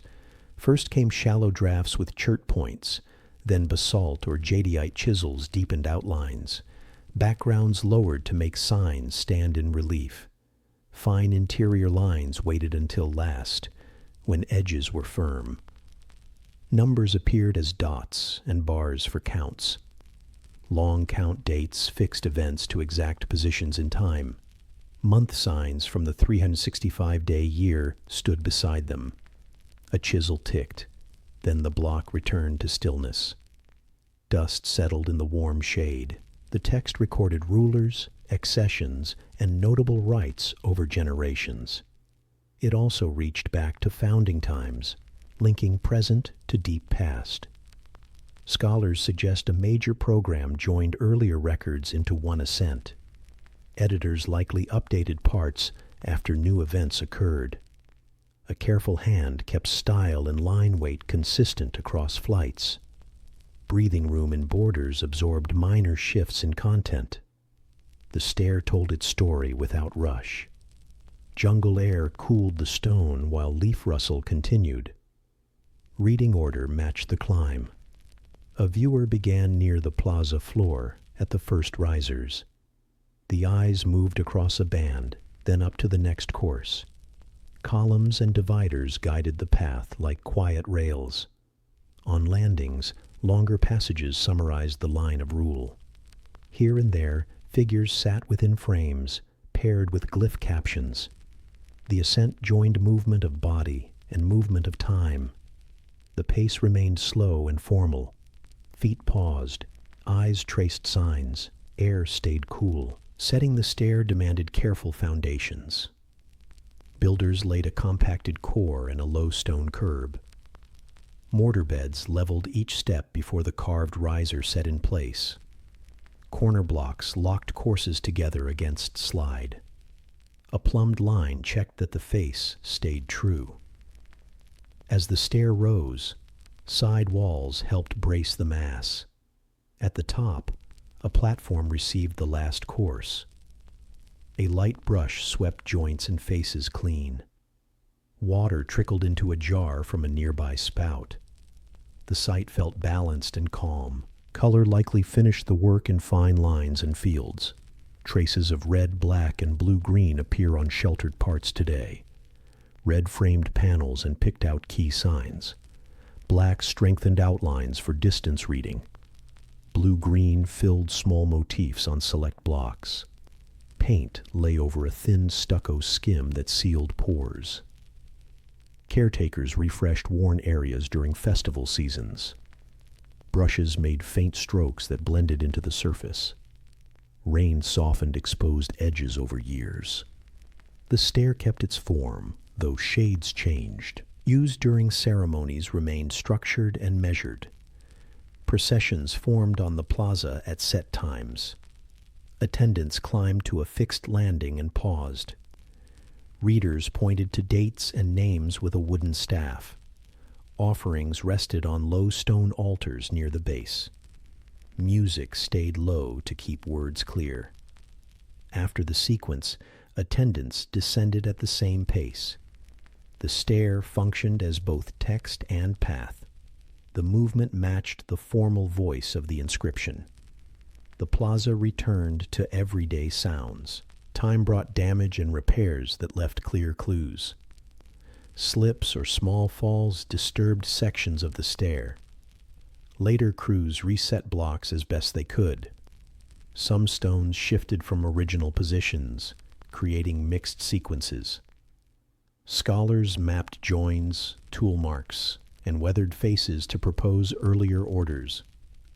Numbering systems on paper and small tags kept track during studies. A roof now shelters much of the stair to slow new wear. The surface remains legible in long runs. Brushes tick gently during cleaning days. Archaeology at Copan documented workshop habits linked to the stair. Waste chips, grinders, and pigment cups turned up near the temple base. Draft lines in red survive under carved strokes on several blocks. Mortar seams show rebuild layers that match later rulers. Offcut piles fill shallow pits beside ramps. Measuring cords and plumbob stones appear in nearby fills. Each find fits the quiet, repetitive practice shown earlier. Field notes record block sizes and join angles in rows. Paper rustles softly in the archives. The inscription's dates used base 20 place values explained earlier. Large counts anchored reigns across many tons and katuns.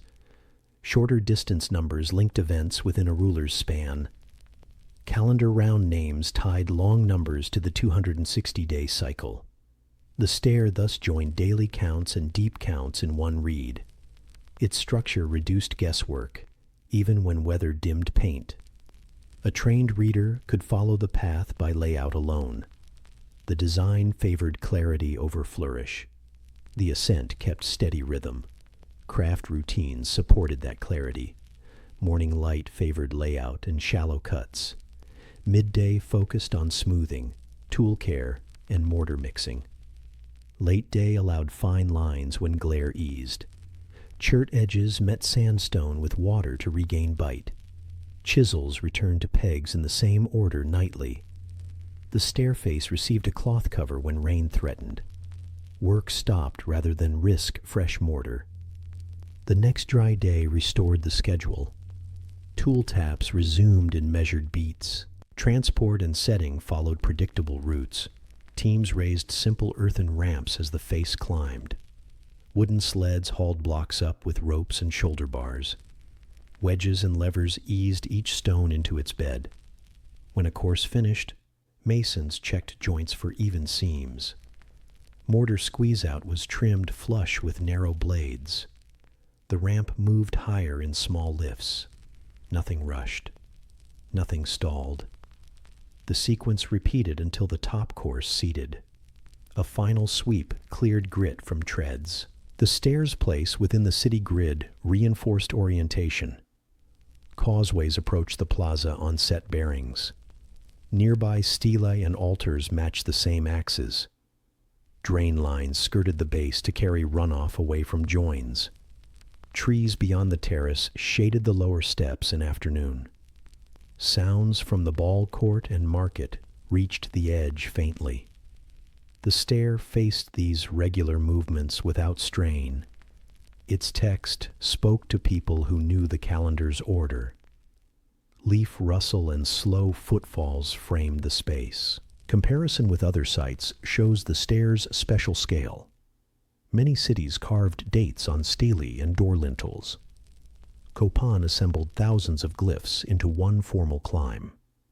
Scholars regard it as the longest Maya inscription known. The project required stable supply of stone, pigment, and labor. It also required editors who kept voice and numbers consistent. The result joined architecture and text into a single tool. The city used it across seasons and rains. Jungle air cooled the stone while the plaza held quiet. Care continues in the present with low-impact methods. Conservators brush dust with soft fibers and wash salts with controlled water. Mortar repairs match color and grain without wide spread. Shaded covers temper heat and rain cycles. Visitors follow marked paths that spare the treads. Records update locations, joins, and wear lines each year. The stair remains readable because routine holds. It is managed as a working archive in stone. The site keeps a calm tone that suits the inscription. A grand stair rose from the plaza with ordered glyphs and dates. Blocks, mortar, pigment, and cord combined to make clear records. Work crews, readers, and caretakers followed steady habits. The hieroglyphic stairway linked long counts to lived years in one ascent. Air stayed cool against limestone under the forest edge. Leaf rustle mixed with distant bird calls. The stone kept its quiet faces open to thought and slow reading. Northern centers of the late Classic and later periods planned for the sun's extremes. The aim was simple and steady. Catch winter and summer light on chosen faces. Roof combs, a tall masonry crest above a temple roof, framed the sky. Broad stairways faced set bearings to receive sunrise or sunset rays. Openings and lattice screens, perforated panels that let air and breeze pass, guided narrow beams across rooms. Dates tied to solstice, the sun's farthest north and south points each year, became ceremony windows. Low breeze passed through lattice screens while insects hummed. Survey teams set bearings months in advance. They watched where the sun rose and set across seasons. A gnomon on a plaza marked noon and checked true north. Cords stretched from the post to sighting stakes on distant ground. Builders noted the sun's low winter arc and high summer arc. They marked edges with chalk on stone and packed earth. A level bowl of water helped test flat pads for instruments. Assistants placed pebbles at key points for later return. The wind moved lightly through scaffold poles. Designers translated those marks into temple plans. A stairface turned to the needed azimuth, direction along the horizon. Balustrades stepped in even modules to catch light at a fixed hour. Eaves projected by known spans to shape shade lines. Window slots cut through thick walls formed controlled shafts.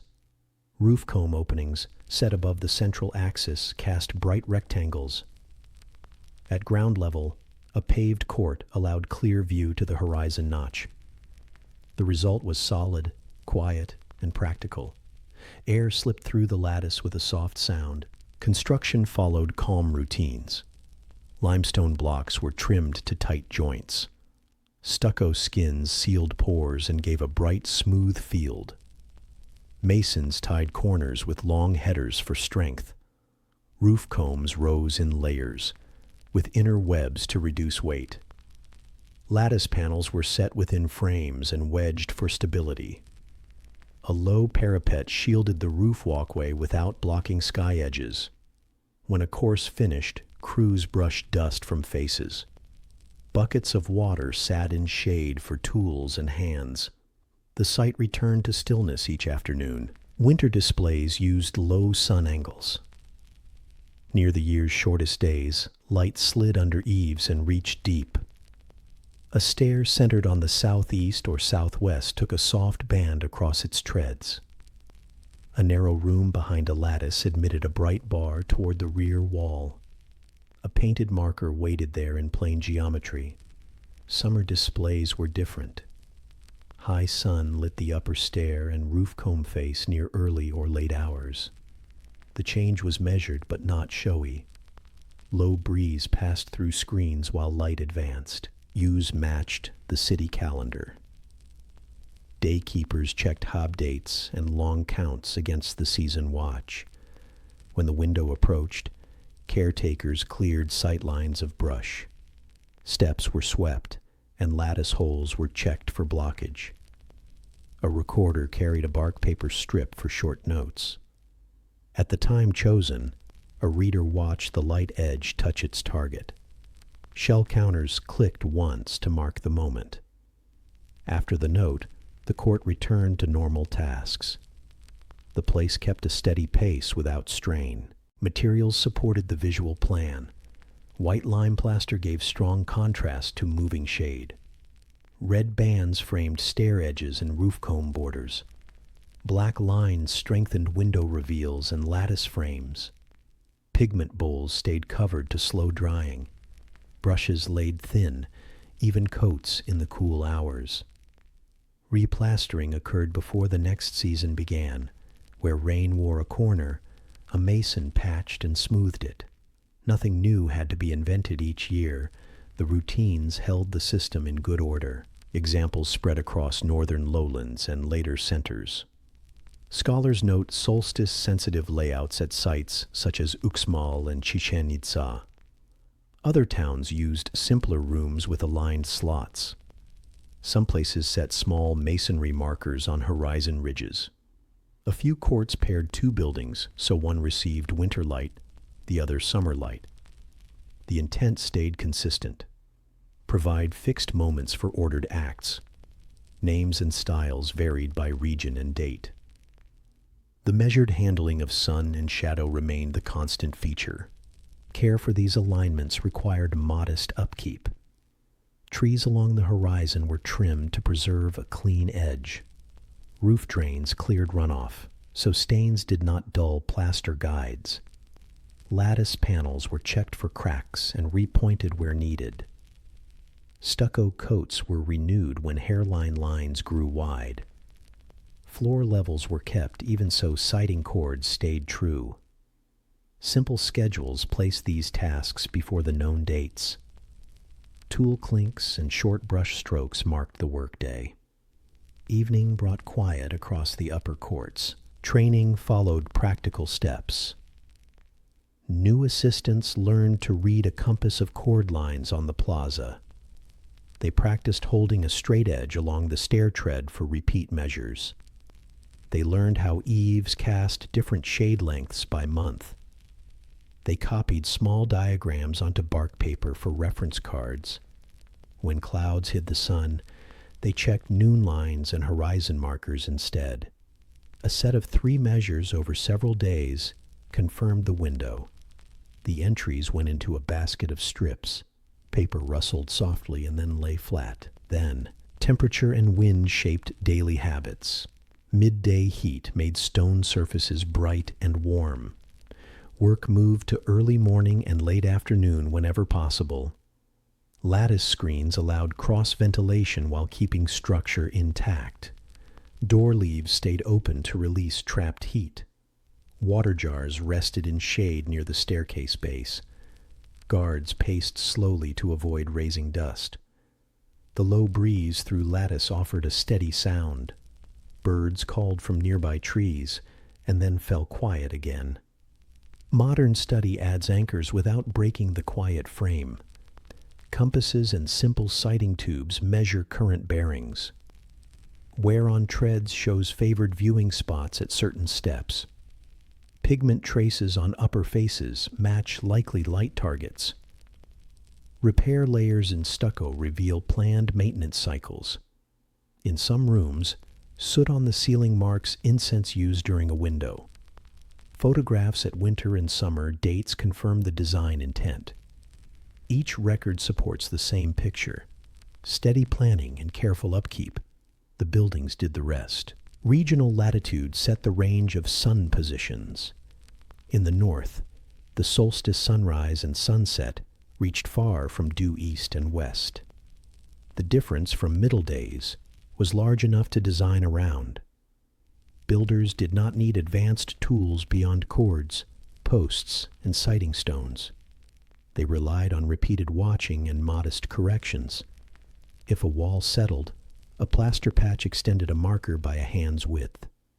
If a lattice cell drifted out of square, wedges set it right. Quiet adjustments kept the plan reliable. Ceremony remained low contrast and brief. A small group stood on the stair or roof walk. A reader followed the moving edge with a wooden pointer. When the light met the mark, a brief note completed the entry. An attendant placed a small token on a ledge and stepped back. The group dispersed along the same path. The plaza returned to trade and talk at normal volume. Sunlight moved on to ordinary angles. A slow breeze passed through the lattice screens and into the empty room. Repair seasons closed the loop each year. After rains, crews checked mortar joints and eave stones. Where salt crust formed, caretakers washed and dried the area. A thin new lime coat restored the bright field for clear reading. Lattice chips were replaced with cut inserts. Balustrade tops were brushed and repainted. Sighting pegs on distant ground were reset if floods shifted them. The schedule was written on simple strips stored in a covered box. The site remained ready before the next window arrived. Across centuries, methods endured while styles changed. Puch mosaic fronts and later plain faces both received planned light. Some centers added larger roof combs with open patterns. Others kept low parapets and narrow slots. The shared logic was stable: set bearing, set target, maintain surface, and keep notes. The system tied sky motion to local time without strain. People came and went. Plaster coats rose and fell. The alignments continued to work. In upland towns between about 600 and 900 CE, people kept water through long dry spells. They built cisterns, canals, and chultans, bottle-shaped chambers, across plazas and house groups. Channels drew brief rains into storage, then slowed flow with small traps. Pools rose and fell in a calm cycle that matched the year. Level marks on walls served as quiet signs for coming tasks. Cave air felt cool at openings, and single drops echoed softly. The system tied living space to measured water day by day. The land offered thin soils over limestone and few steady streams. Rain fell in a wet season, then paused for many months. Builders chose high points for catchments and firm bedrock for chambers. A chultan widened below a narrow mouth, holding much with a small lid. Its shape reduced evaporation and kept the interior cool. Plaster sealed joints where stone met stone. Steps cut into one side allowed safe descent for cleaning. A small vent let warm air escape while lids stayed secure. The chamber stayed dark and even. Cisterns under courtyards were larger and closer to daily paths. Crews cut blocky pits, then faced them with dressed limestone. Lime plaster followed, applied in several thin coats for strength. The final coat was burnished smooth to resist seepage. Inlets met the cistern through settling boxes. Here, sand and silt fell out before water entered the main vault. Overflow lips stood at set heights to prevent sudden pressure on walls. Heavy capstones covered openings with fitted collars. The yard above returned to normal use, firm underfoot. Canals joined roofs, patios, and street aprons into one catch system. Builders set gentle slopes so water moved without scouring. A cord and a bowl of water guided the grade during layout. Where a drop was needed, a small box broke the fall. Where grit was likely, a grate and a shallow sump waited. At lane crossings, stone covers kept traffic smooth and kept sunlight off the flow. Plaster edges were rounded to reduce wear. After each storm, channels dried to a pale film. A faint water hush faded quickly. Pools inside these structures became regular season markers. When first rains began, levels rose to a red-painted line. When mid-season passed, water reached a second band on the smooth wall. Near dry months, the surface fell below a carved notch. Daykeepers compared these lines with the 365-day count. Planting windows and labor plans matched the quiet rise and fall. The pool thus served as a local calendar tied to that hill and that catchment. Notes on bark paper strips recorded outlier years. The chamber returned to cool silence. Chultans supported families and small workshops. Their mouths were narrow, fitted with round lids and simple locks. A clay or wooden collar stopped wind-blown grit from falling inside. A rope and jar lifted water in short draws to avoid stirring sediment. The air stayed several degrees cooler than above-ground heat. Walls showed thin lime skins renewed every few years. A low ledge inside held tools, a brush, a scoop, and a small bowl. Rope fibers creaked softly, then stilled. The lid settled with a muted ring. Some towns added larger reservoirs beside temples and markets. Builders raised retaining walls and lined basins with thick plaster. Long edges followed the street grid, so carts and feet passed nearby. At one city, broad plazas framed paired basins with simple spillways. Elsewhere, a single pool lay below a terrace and fed neighborhood taps. Overflow weirs, low walls to control water level, eased excess into garden ditches. Fisher nets and fish were not the goal. Clarity and volume were. The basins mirrored skylight in quiet rectangles. Routine checks kept water sound and structures strong. At dawn, an attendant lowered a marked stick to read depth. A gourd float showed any change from the previous day. The reading went onto a small strip or a tally of shells. If algae formed, caretakers skimmed the top with a flat scooper. If grit collected in the settling box, a brush lifted it in slow sweeps. At week's end, the inlet grate was rinsed. Footsteps were careful on damp stairs. Drops echoed softly. Then the chamber returned to still air. Filtration varied by town and need.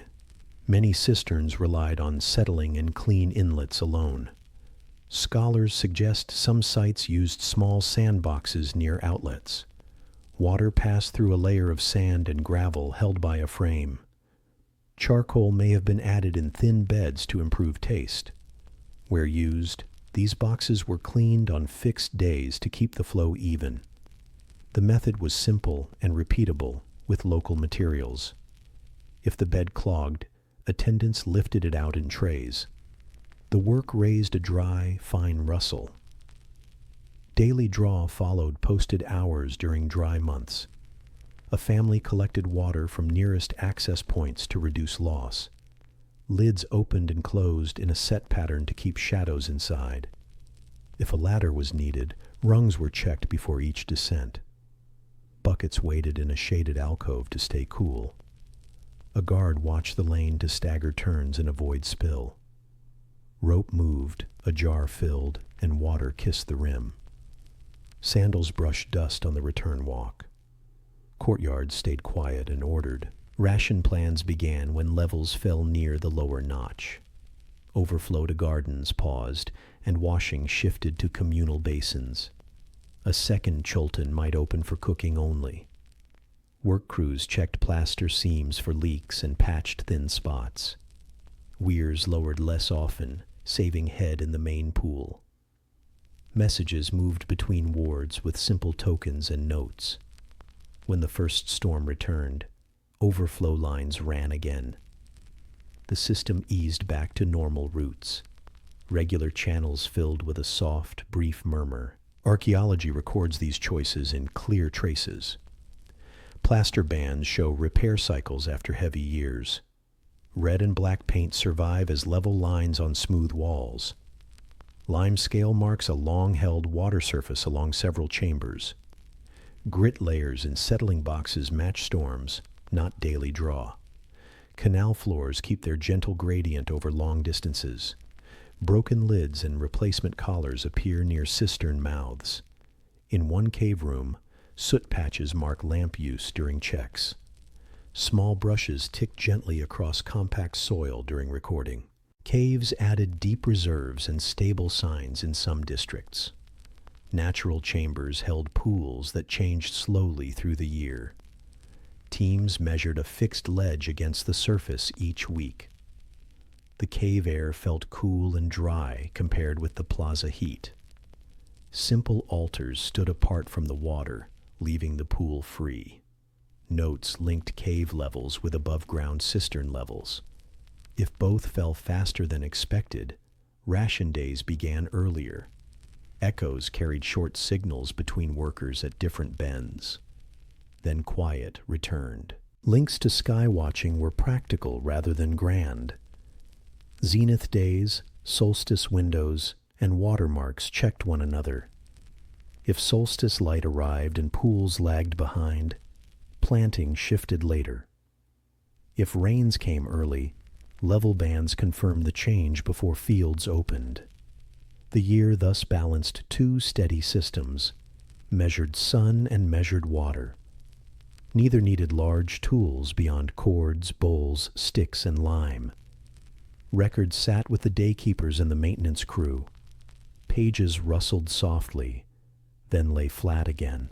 Making and renewing plaster formed a steady craft cycle. Kilns burned limestone into quicklime each dry season. Mixers slaked it with water and sifted in fine sand. Coats went on thin, with each layer allowed to cure. Final surfaces were polished with smooth stones for hardness. Where a crack appeared, attendants widened it and filled it properly. Corners around inlets received extra care to resist wear. When the sun was low, damp walls gleamed pale. After dark, the chamber cooled quickly and held its calm. Streets and canals worked together with little waste. Roof drains met lane channels at stone-lined drops. Small weirs kept silt from crossing into living courts. Where cattle or carts passed, covers thickened to spread weight. Children fetched water from shallow basins fed by the main line. Workshops took water after households, then closed their taps. At night, drain slots carried wash water to gardens. Owls called once, and then silence returned. The city slept while pools reflected faint starlight. Across the centuries, the logic stayed the same. Build chambers where rock was firm. Seal them with lime. Guide rain gently. Let grit fall out. Mark levels clearly. Keep notes short and useful. When pools rose, work widened. When pools fell, work narrowed. The pattern supported houses, fields, and courts through many dry months. Echoes in cool chambers stayed brief and regular. Drops met water with a soft sound. Across classic cities from about 300 to 900 CE, builders set formal ball courts. The courts framed a long alley between two low platforms. Stone rings and marker discs fixed the scoring points and ritual focus. Use followed a schedule tied to day names, not to mood. Work cycles in fields and markets continued without strain. On appointed days, attendants swept plaster and checked lines. A rubber ball thudded once against stone, and then stilled. Air warmed over the court, and then settled again. The plan was usually a simple I shape in firm limestone. A central alley ran straight with parallel platforms on either side. Sloping walls faced inward, guiding play and keeping the ball in bounds. Some courts held upright rings midway along each slope. Other courts showed flat marker stones or carved discs instead. Stair blocks at the ends gave quiet access for officials and sweepers. Edges were squared and kept true for sighting along the alley. Palm leaves stirred above the walls, and dust stayed low. Builders raised the courts with block-by-block precision. Cores of rough stone sat inside strong dressed faces. Lime mortar filled joints, and thick plaster covered playing surfaces. The plaster coat offered a hard, smooth field for the ball's path. Red bands marked edges. Black lines traced center and borders. Drain slots along the base carried away brief rain. A shallow collar at the alley's edge stopped wash from chewing the floor. Masons pressed final coats, smooth with river pebbles. The surface felt cool before the day grew hot. Rings were heavy and set to endure years of impact. The opening was not wide, so a pass-through was uncommon. Rings stood at a measured height, fixed into the masonry with tenons. Where no rings were used, carved marker stones showed targets. Some markers bore short glyphs or simple images. Others were plain circles, polished by many light contacts. The alley's slopes bore shallow wear from repeated side hits. Attendants checked for chips and filled small scars with fresh plaster. The court returned to stillness after each test. Scheduling matched the ritual calendar and the work year. Daykeepers chose dates from the 260-day count and the 365-day cycle. Courts opened on those days, often near late afternoon shade. Timber shade sometimes stood near seating blocks for readers and elders. The plan kept the time short and the path clear back to duties. After a match, workers closed lids on water jars and returned to tools. Market stalls reopened without delay along the adjacent plaza. A quiet balance linked court, calendar, and labor. The ball came from tree latex, rubber sap, prepared with care. Tappers collected the milk-white flow in small clay bowls. Scholars suggest plant juice helped cure and strengthen the mix.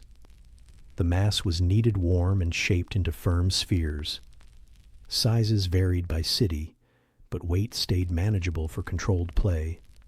Balls rested in shade to hold their elasticity and form. A light resin scent lingered around the storage basket. Before use, attendants wiped dust from the surface. The first drop to stone gave a single soft thud.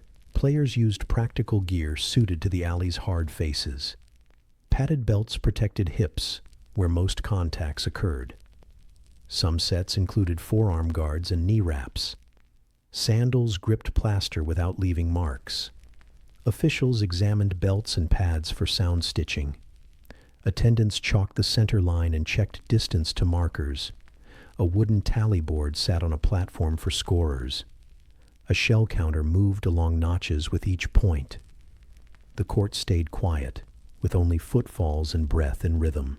Play followed regular limits set by the court's stones. The ball stayed in motion by hips, arms, or shoulders, not hands. Points came from controlled rebounds against marked zones. A pass through a ring, when it happened, counted strongly. Most results came from clean contacts on the slope markers. Judges watched from the side platforms with a steady view along the alley. A timekeeper noted key moments on a folded strip. When a sequence ended, the ball rested in a corner. The air regained its even calm. Rites framed matches without changing simple tasks. Incense of copal, tree resin burned for scent, drifted in thin threads. A small brazier stood at the end block, set back from play. An offering of kernels or flowers rested on a step, away from feet. Names and dates might be read from a nearby panel. The reading was short and plain, within the same quiet tone. Afterward, caretakers emptied ash and brushed the stone. The brazier cooled on a flat shelf. A faint resin smell remained, and then thinned. Maintenance formed most of the court's year. Sweepers lifted grit with soft brooms each morning. Brushes whisked plaster edges where lines met drains. Masons checked joints at ring beds and repointed small gaps. Fresh lime fills were kept thin to match the old surface. Painters renewed red and black bands with steady hands. Drain channels were rinsed so stormwater flowed without eddies. A ledger noted each repair with a date sign. Tool clinks sounded once and then stopped. The alley faced the next appointed day. Archaeology shows these routines in clear, quiet signs. Where on slopes maps, long-term ball paths along the same arcs. Plaster patches form neat rectangles where chips had been repaired. Rings show polish on inner rims and untouched outer faces. Marker stones carry shallow pecks from repeated light contacts. Drain slots hold sand fans from many small wash events. Short glyph panels near courts record dates and patrons. Elsewhere, carved steps show sequences tied to court dedications. The traces fit steady, measured use. City plans placed courts near plazas and processional paths. Causeways led past market blocks to the alley's open ends. Spectators gathered at platform edges, leaving central routes clear. Vendors paused during scheduled windows, then resumed without crowding. Storage rooms nearby held pads, balls, and repair baskets. Water jars stood in shade for crews and judges. A single conch note sometimes opened the sequence, soft and brief. Then the court settled into its narrow focus. The plaza beyond kept its normal murmur. Season and weather shaped start times in small ways. In dry months, late-day play avoided glare and heat. In wet months, morning sessions used firm plaster before showers. If rain began, attendants covered the tallyboard and brazier. Sweepers guided water to drains and waited for a clear surface. When the plaster dried to a uniform tone, the window resumed. A short test bounce checked grip and rebound. If all was sound, judges signaled with a raised hand. The next series moved in calm steps. Craft skills kept the alley's geometry reliable. String lines set the center axis and ring height during repairs. Plumb bobs checked slope angle along each wall segment. When subsidence appeared, crews lifted a panel and reset the fill. Mortar mixes were kept consistent from old notes and sample chips. Pigments were matched from small jars kept in a cool corner.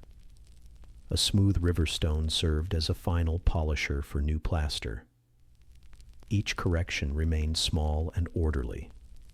After work, tools rested clean on a woven mat. Courts also linked towns through shared forms and rules. Travelers recognized the alley plan and marker types on arrival. Differences in ring height or width were minor and learned quickly. Scribes copied date panels with standard signs for record lists. Pebble tallies moved the same way along notched boards. When a visiting group played, local officials marked the day in both counts.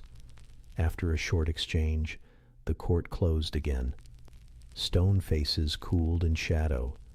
Leaves shifted, and the plaza air turned still. Some courts gained added features over time.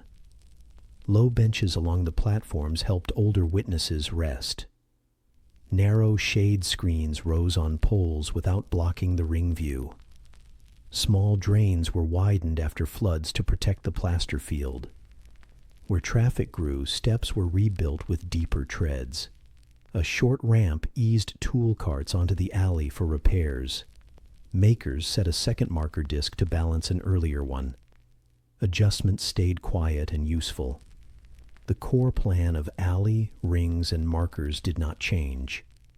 At day's end, attendants closed storage and checked the tallyboard. Pads and belts dried on pegs under a roof eave. The rubber ball sat on a wooden cradle to keep its shape. A cloth covered the brazier and the incense bowl.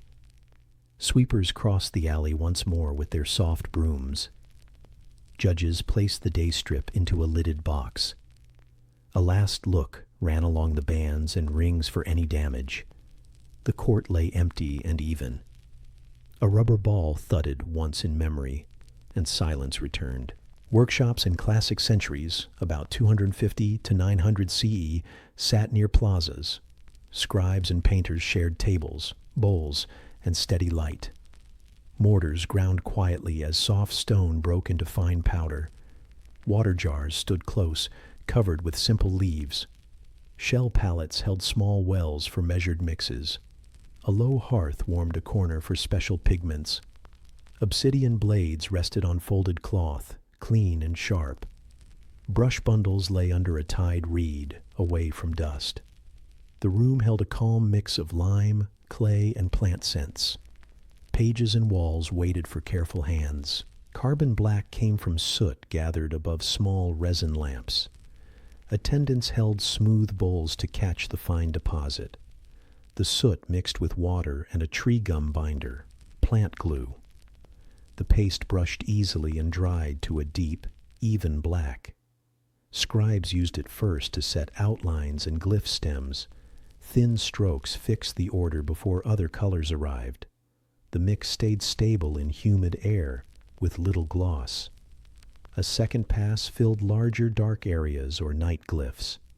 Lamp crackles softened as wicks settled. Brush fibers whispered in short, steady lines. Iron reds came from red earth rich in ironstone. Workers washed the earth to remove sand and grit. The clean clay dried in flat cakes in weak sun. Mortars then returned the cakes to fine powder. A little lime water bound the grains for smooth flow. The paint spread well across plaster and bark paper coats. Borders, date bars, and costume parts often use this red. The tone stayed warm against white lime grounds.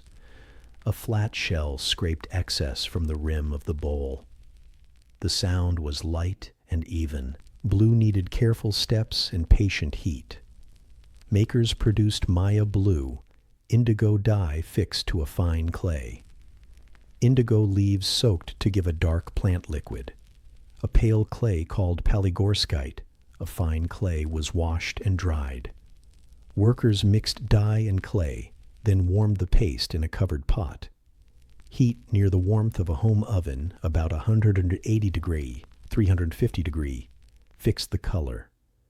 The result became a stable blue that resisted moisture and time. Cakes cooled on a tile and broke with a dry click. A faint plant scent lingered, then cleared. Greens and yellows formed from earths and blends. Yellow came from limonite or other iron-rich clays. It mixed with water and a little gum to hold the surface. Green often came by blending blue with yellow earth in the bowl. White was lime wash made from burned limestone and water. Painters tested each mix on a plaster shard before use. A slow fan of a palm frond helped the test patch dry. When tone and flow were right, jars received small labels. The bench stayed neat, with lids turned face down. Paper rustled softly nearby. Obsidian supported cutting and fine trimming all day. Obsidian is volcanic glass that breaks with a razor edge. Traders moved large cores from highlands to lowland cities. Knappers struck long flakes from a core with bone or stone. Blades were wrapped in fiber to guard the edge. Scribes used them to cut bark paper strips and shape reed pens. A fresh edge also sparked short lines in soft stucco. The blade flashed once, then stilled on its cloth. Any dull tip went back for a quick pressure resharpen. The room returned to quiet. Trade brought more than stone. Shell inlays traveled inland from warm coasts. Traders carried them along Sackby, a raised stone causeway between towns. Flat pieces of mother-of-pearl became eyes, teeth, or small stars. Red shell added bright accents to masks, boxes, and thrones. Copper bells and pigments sometimes joined the bundles in season. Porters used fiber straps to balance loads across even steps. Way stations supplied water jars and shade at set distances. Footfalls stayed measured on the white road. Pack cords creaked once, then rested. The writing kit stayed simple and reliable. Bark paper sheets held a lime surface brushed smooth. Brushes came from animal hair, plant fibers, or fine agave tips. Small cups kept water clear for quick rinses between colors. A tied string kept page stacks in order on the plank. Scribes marked light guide dots for column width and row height. Glyphs then filled the field in steady blocks. Black fixed the form. Red keyed dates and namestones. Blue and yellow set sky signs and path markers. A low breath cooled a drying page. Wall painting followed a related order, with larger tools. Mason crews prepared lime plaster, burned limestone mixed with water and sand. The coat went on in thin layers, and then was burnished smooth. Siding cords set straight borders across broad faces. Painters sketched outlines with a thin black pass. Larger areas took color with soft, flat brushes. Scaffolds rose a few steps high with wooden braces and ties. Helpers passed bowls up by hand for control. Resin from a small brazier scented the air. A light breeze crossed the screen of cords. Storage kept the colors ready through humid nights. Pigment cakes sat in gourd jars with fitted wooden lids. Obsidian blades slept in wrapped leaves inside a dry box. Shell pieces lay between bark paper sheets to prevent scratches. Brush heads hung bristles down on a simple reed frame. A clay board held sample swatches with date notches along one edge. Each jar bore a mark for source and season. When a jar emptied, a scribe logged the note on a strip. Lids clicked shut with a soft tap. The bench returned to order. Markets linked the kit to fields, courts, and shrines. A trader might exchange a blue cake for maize, salt, or cloth. Obsidian cores moved in one direction. Cured resin moved in another. Porters reached a plaza by late morning light. Buyers tested a blade edge against a tied straw. Painters checked a sample line on a plaster test tile. Deals ended with a nod and a simple hand seal. The square returned to its slow rhythm of tools and voices. Shade cooled under thatch awnings. Low chatter faded to the trees. Finds across sites confirm these quiet routines. Pallets carry red and blue residues in thin rings. Mortars show polish where clays and stones turn to powder. Obsidian blade caches appear beside painted stair bases. Shell inlay fragments rest near workshop floors and drains. Chemical study shows Maya blue's stable bond of dye and clay. Lime plaster flakes keep faint grid lines and guide dots. These traces form a steady picture of work and supply. The chain ran from quarry and field to page and wall. Mortars ground quietly. A blade flashed, then stilled. Palenque stood in a humid basin on the edge of the Chiapas Hills. Between about 600 and 750 CE, builders set broad courts and narrow rooms. The palace lay at the center with long galleries and small yards. Light fell through doorways in measured bands across smooth floors. Rain scent rose from stone drains after brief showers. Water spouts dripped in even rhythm along the eaves. Walls carried large limestone tablets with dense carved signs. Each tablet kept a calm surface for reading. The rooms stayed cool with low echoes under vaulted roofs. Limestone made a reliable writing ground for long records. Stonecutters moved blocks from nearby quarries with sleds and levers. Workers trimmed faces flat, then rubbed them with sand and water.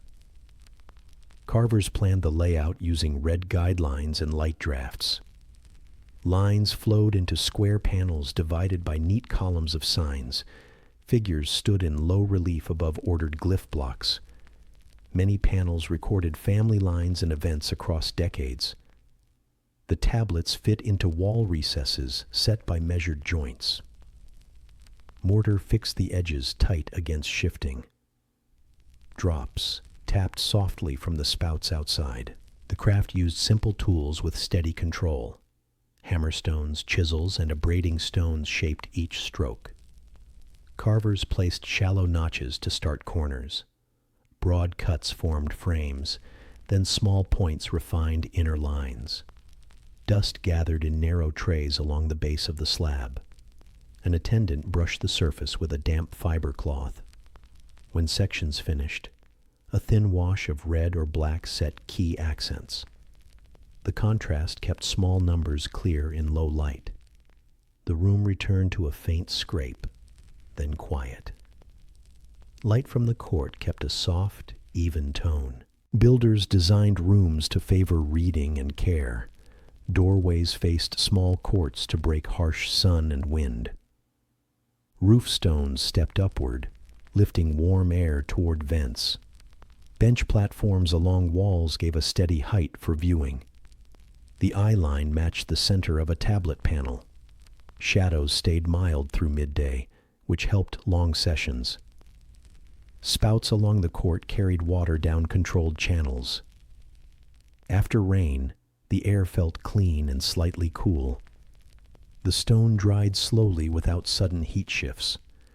This setting guarded plaster joints and tablet faces. Many texts traced long parent lists with exact steps.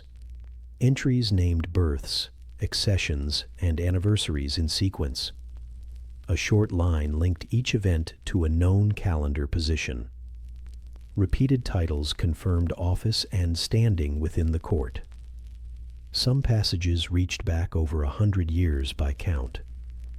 The sequence formed a clear bridge from older rulers to current ones. Dates used a long count base, then a shorter pairing. Names and dates sat in balanced rows, neat and repeatable. The surface led the eye without strain. Water outside kept a slow, even beat. Calendar detail anchored nearly every record. The long count used place values in 20s, except one step of 18. Bars stood for 5s, and dots stood for 1s in each place. A calendar round date paired the 260-day and 365-day counts. Month signs, day numbers, and year positions formed stable markers. Some entries added lunar notes in small side panels. These helped fix ritual windows and recall earlier events. Scribes likely checked counts with pebbles and cords before carving. The tablet then became the fixed form. The court stayed quiet under a thin drizzle. Work on a palace tablet moved in steady stages. First came the cut stone and its final smoothing. Next came a red grid and faint drafts for text and figures. Carvers opened frames, then set the main glyph tones. Small numerals and month signs followed with careful points. Painters laid a thin wash into deep lines for clarity. Final polishing evened the field without removing detail. Workers set the slab on a lime bed within the wall niche.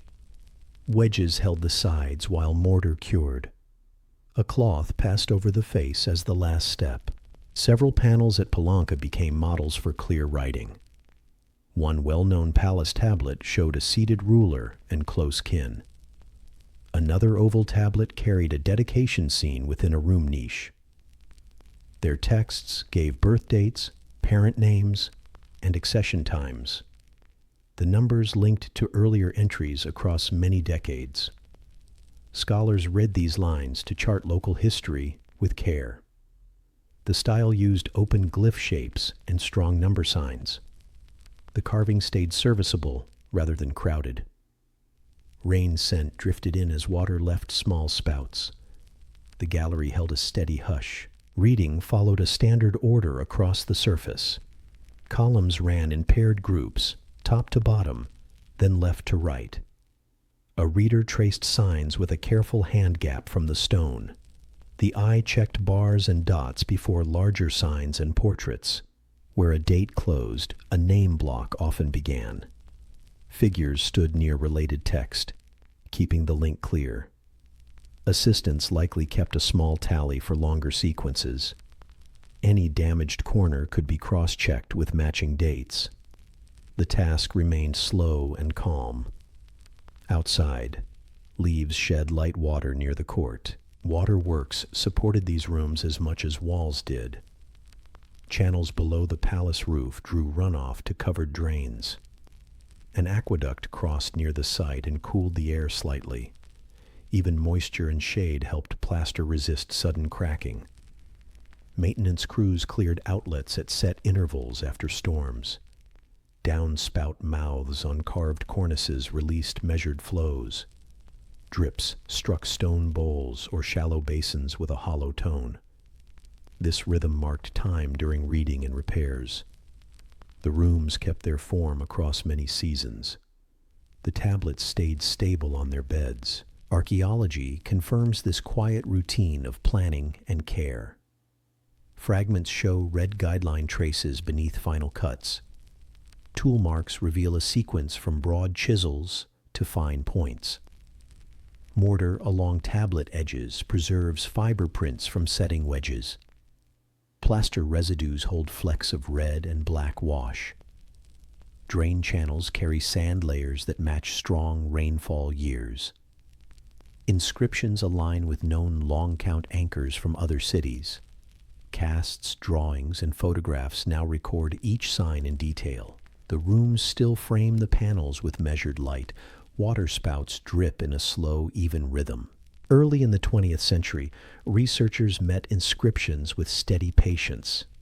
They gathered rubbings, photographs, and plaster casts from plazas and museum stores. A rubbing is an ink impression taken from a carved surface. A squeeze is a relief copy pressed from wet paper on stone. These tools carried line depth into the study room. Lamps stayed low to prevent glare on glossy prints. Magnifiers rested near rulers and soft pencils.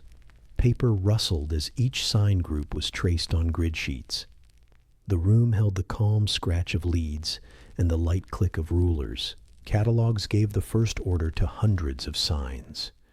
A mid-century list numbered signs by type for quick reference. Researchers drew each form into boxes on index cards. They added place, date, and photo number beside each drawing. Cards slid into long drawers inside quiet cabinets. A soft swish marked each pull and return. Concordances matched the same sign across sites and years. Thin paper strips carried cross-references between volumes. Over time, repeated groups formed measured patterns on the desk. Calendars offered firm anchors that guided many first steps. Long count dates showed place values stacked in steady order. Bars marked fives, and dots marked ones across the columns. Scholars checked simple sums between recorded events in the same text. They linked those sums to known cycles like lunar or eclipse counts. A shared base made readings predictable across cities and decades. When a number fit cleanly, a note of confidence entered the margin. Calculator keys clicked lightly beside the pages. The method stayed slow, careful, and repeatable. A 16th century Spanish record gave an early clue for sounds. It listed letters beside Maya signs in a brief table. A mid-20th century linguist studied that table with fresh care. He treated many signs as syllables, not single letters. He then tested spellings against royal names and titles. The results matched known patterns from dated monuments. This approach shifted work from pictures alone to sound values. Pencils paused, then moved again in steady lines. The key idea became a daily tool rather than a debate. From that point, signs fell into two working kinds. Some signs stood for full words and ideas, which scholars called logograms. Other signs gave syllables, which filled out names and grammar. Small helper signs at word ends acted as phonetic complements. They confirmed a nearby word sign by repeating a last syllable. This kept readings secure when stone edges were worn. Draft sheets showed words built step by step from parts. Eraser crumbs lifted with a brush as lines grew clear. Grammar patterns slowly took shape on clean maps and charts. Short clusters around dates often began with action words. These marked births, accessions, and offerings at fixed times. Name phrases followed with titles, parents, and places of rule. Small signs linked pieces like quiet hinges in the sentence. Across cities, the same order appeared with mild local shifts. Researchers marked these links with simple arrows in the margins. Over months, the charts became stable guides for many texts. The room held a low fan hum and calm voices reading numbers. Modern Maya languages helped confirm the sound values. Speakers of Yucatec and Cholan branches supplied everyday words and forms. Linguists wrote careful word lists with simple roots and suffixes. Many matched signs and spellings found on stones and ceramics. Field notebooks carried pronunciations next to drawn signs. Tape clicks marked short recordings made in shaded patios. Comparing living speech to carved forms gave reliable checks. It offered gentle corrections when signs had multiple options. The notes grew, and readings settled into clear lines. Work in archives also changed one old belief. Earlier views treated many monuments as only myth or pure ritual. A mid-century architectural historian traced date sequences across stelae. She found that the lines matched life histories and offices. Births, parentage, accessions, and anniversaries repeated in quiet order. The pattern was not random ceremony placed at will. It was record-keeping set within a formal style. This finding encouraged wider tests across several courts. Pages turned slowly as calendars met family lists. Workshops and meetings brought many hands to shared tablets. Photographs projected onto screens helped test new readings together. Clear film slides clicked into place under a cool bulb. Chalk lines on boards marked syllables and word signs. A reader followed columns while others checked the counts. Disagreements narrowed with new photos and careful squeezes. Revised drawings went into fresh binders by site and date. The group left with neat packets for later, patient study. The projector fan faded, and page edges tapped once. By the late 20th century, new tools supported the work. Microfilm rolls stored older photographs in small drawers. Early databases gathered sign drawings and provenience notes. Cross-site searches became quicker and more complete. High-contrast prints revealed faint damage and recut lines. Digital tracings refined edges without harming originals. Conservators set gentle rules for light, humidity, and handling. Each step protected both the object and the reading. Soft covers closed over volumes at day's end. The room returned to the light tick of a clock. All these methods met again on real stones in the field. Teams revisited plazas with updated drawings and checklists. They measured panel heights, column counts, and line spacing. New rubbings filled gaps where earlier sheets were missing. Drones later mapped roof lines that cast reading shadows. The old and new images aligned in calm overlays. Where pieces were lost, collations used casts and early photos. Where edges survived, phonetic complements confirmed word ends. A breeze moved through lintels as pencils paused, then continued. A simple routine shaped every reading session. First, identify any dates and confirm their arithmetic. Next, mark name phrases and titles tied to those dates. Then test phonetic parts against living language forms. Note emblem signs that flag courts or places of rule. Compare the order with stable charts from other panels. Record each trial reading with a reason and a source. Keep older proposals in the margin for later review. The process valued clear steps over speed. Paper rustled. Pencils moved softly across grid sheets. Results slowly returned the histories to the plazas that held them. Inscriptions once called undeciphered, now read with steady clarity. Dates linked across buildings, courts, and stairways within one city. Titles matched across allied towns through shared events. Travelers, marriages, and wars appeared, then passed without strain. Most lines still kept formal tone and measured phrase. Each reading came from tools, counts, and patient cross-checks. The film kept to these quiet rooms, careful pages, and ordered signs. Outside, evening insects hummed while old numbers held firm. A stela face stood in even light at the plaza's edge. Columns of numbers and short sign groups showed measured events across time. Bars marked 5s, dots marked 1s, and dates held secure order.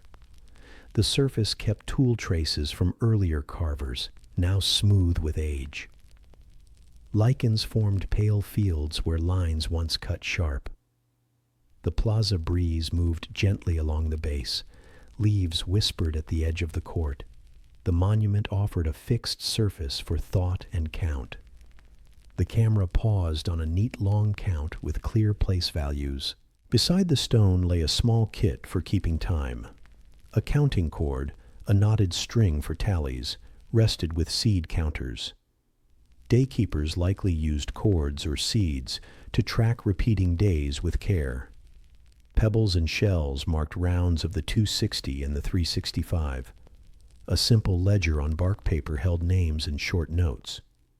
When a day passed, a knot slid forward with a soft touch. Shells clicked once as a group completed, then sat still. The pace stayed even, day after day, with little change. Dry fibers brushed against wood as the cord returned to its pouch. The view reached toward an old dawn sightline across a plaza. Builders set a western mound and an eastern platform to watch sunrise. These paired forms, called E-groups by archaeologists, dated to early centuries. They stayed in use into classic times as calm orientation points. On marked mornings, the sun rose near specific corners with slow grace. Crews once checked the line using rods and simple markers. First light touched plaster edges and revealed the planned bearing. Birdsong lifted at steady intervals between notes. The display made sky movement visible for the day's first measure. A flat court nearby held a short post, set in stone. It served as a gnomon, an upright stick for measuring shadows, on clear days. Around local zenith dates, noon shadows nearly vanished in southern zones. Observers noted the smallest trace to plan planting windows and works. Marks on the floor showed earlier checks in simple rows. The surface had faint lime wash to enhance fine shadow lines. Heat shimmered above the court, but the air remained still. A thin shadow crept, paused, and then slid away again. The record stood in neat strokes beside the post. Temples along the central axis kept their measured faces. Roof combs and stair fronts caught winter and summer sun on planned days. Architects adjusted walls by small degrees to set chosen effects. Northern centers used these alignments as clear windows for ceremony. Low breeze passed through lattice screens and rattled a loose thread. A narrow beam sometimes traced a path across a chamber floor. The timing showed the exact turning of the year without words. Careful plaster patches told of minor corrections over time. The buildings worked as calm instruments carved into stone. Scribes kept parallel records in books and on painted walls. A codex, a folded bark paper book, carried tables and short scenes. Pages took lime wash, then fine pigments in black, red, and blue. Numbers ran in columns tied to the 260 and to planets. One preserved book, later called the Dresden Codex, held Venus and eclipse counts. Its figures likely drew on older notes gathered across courts. Page edges clicked softly when turned with steady hands. The surface made a clean field for measuring marks and stars.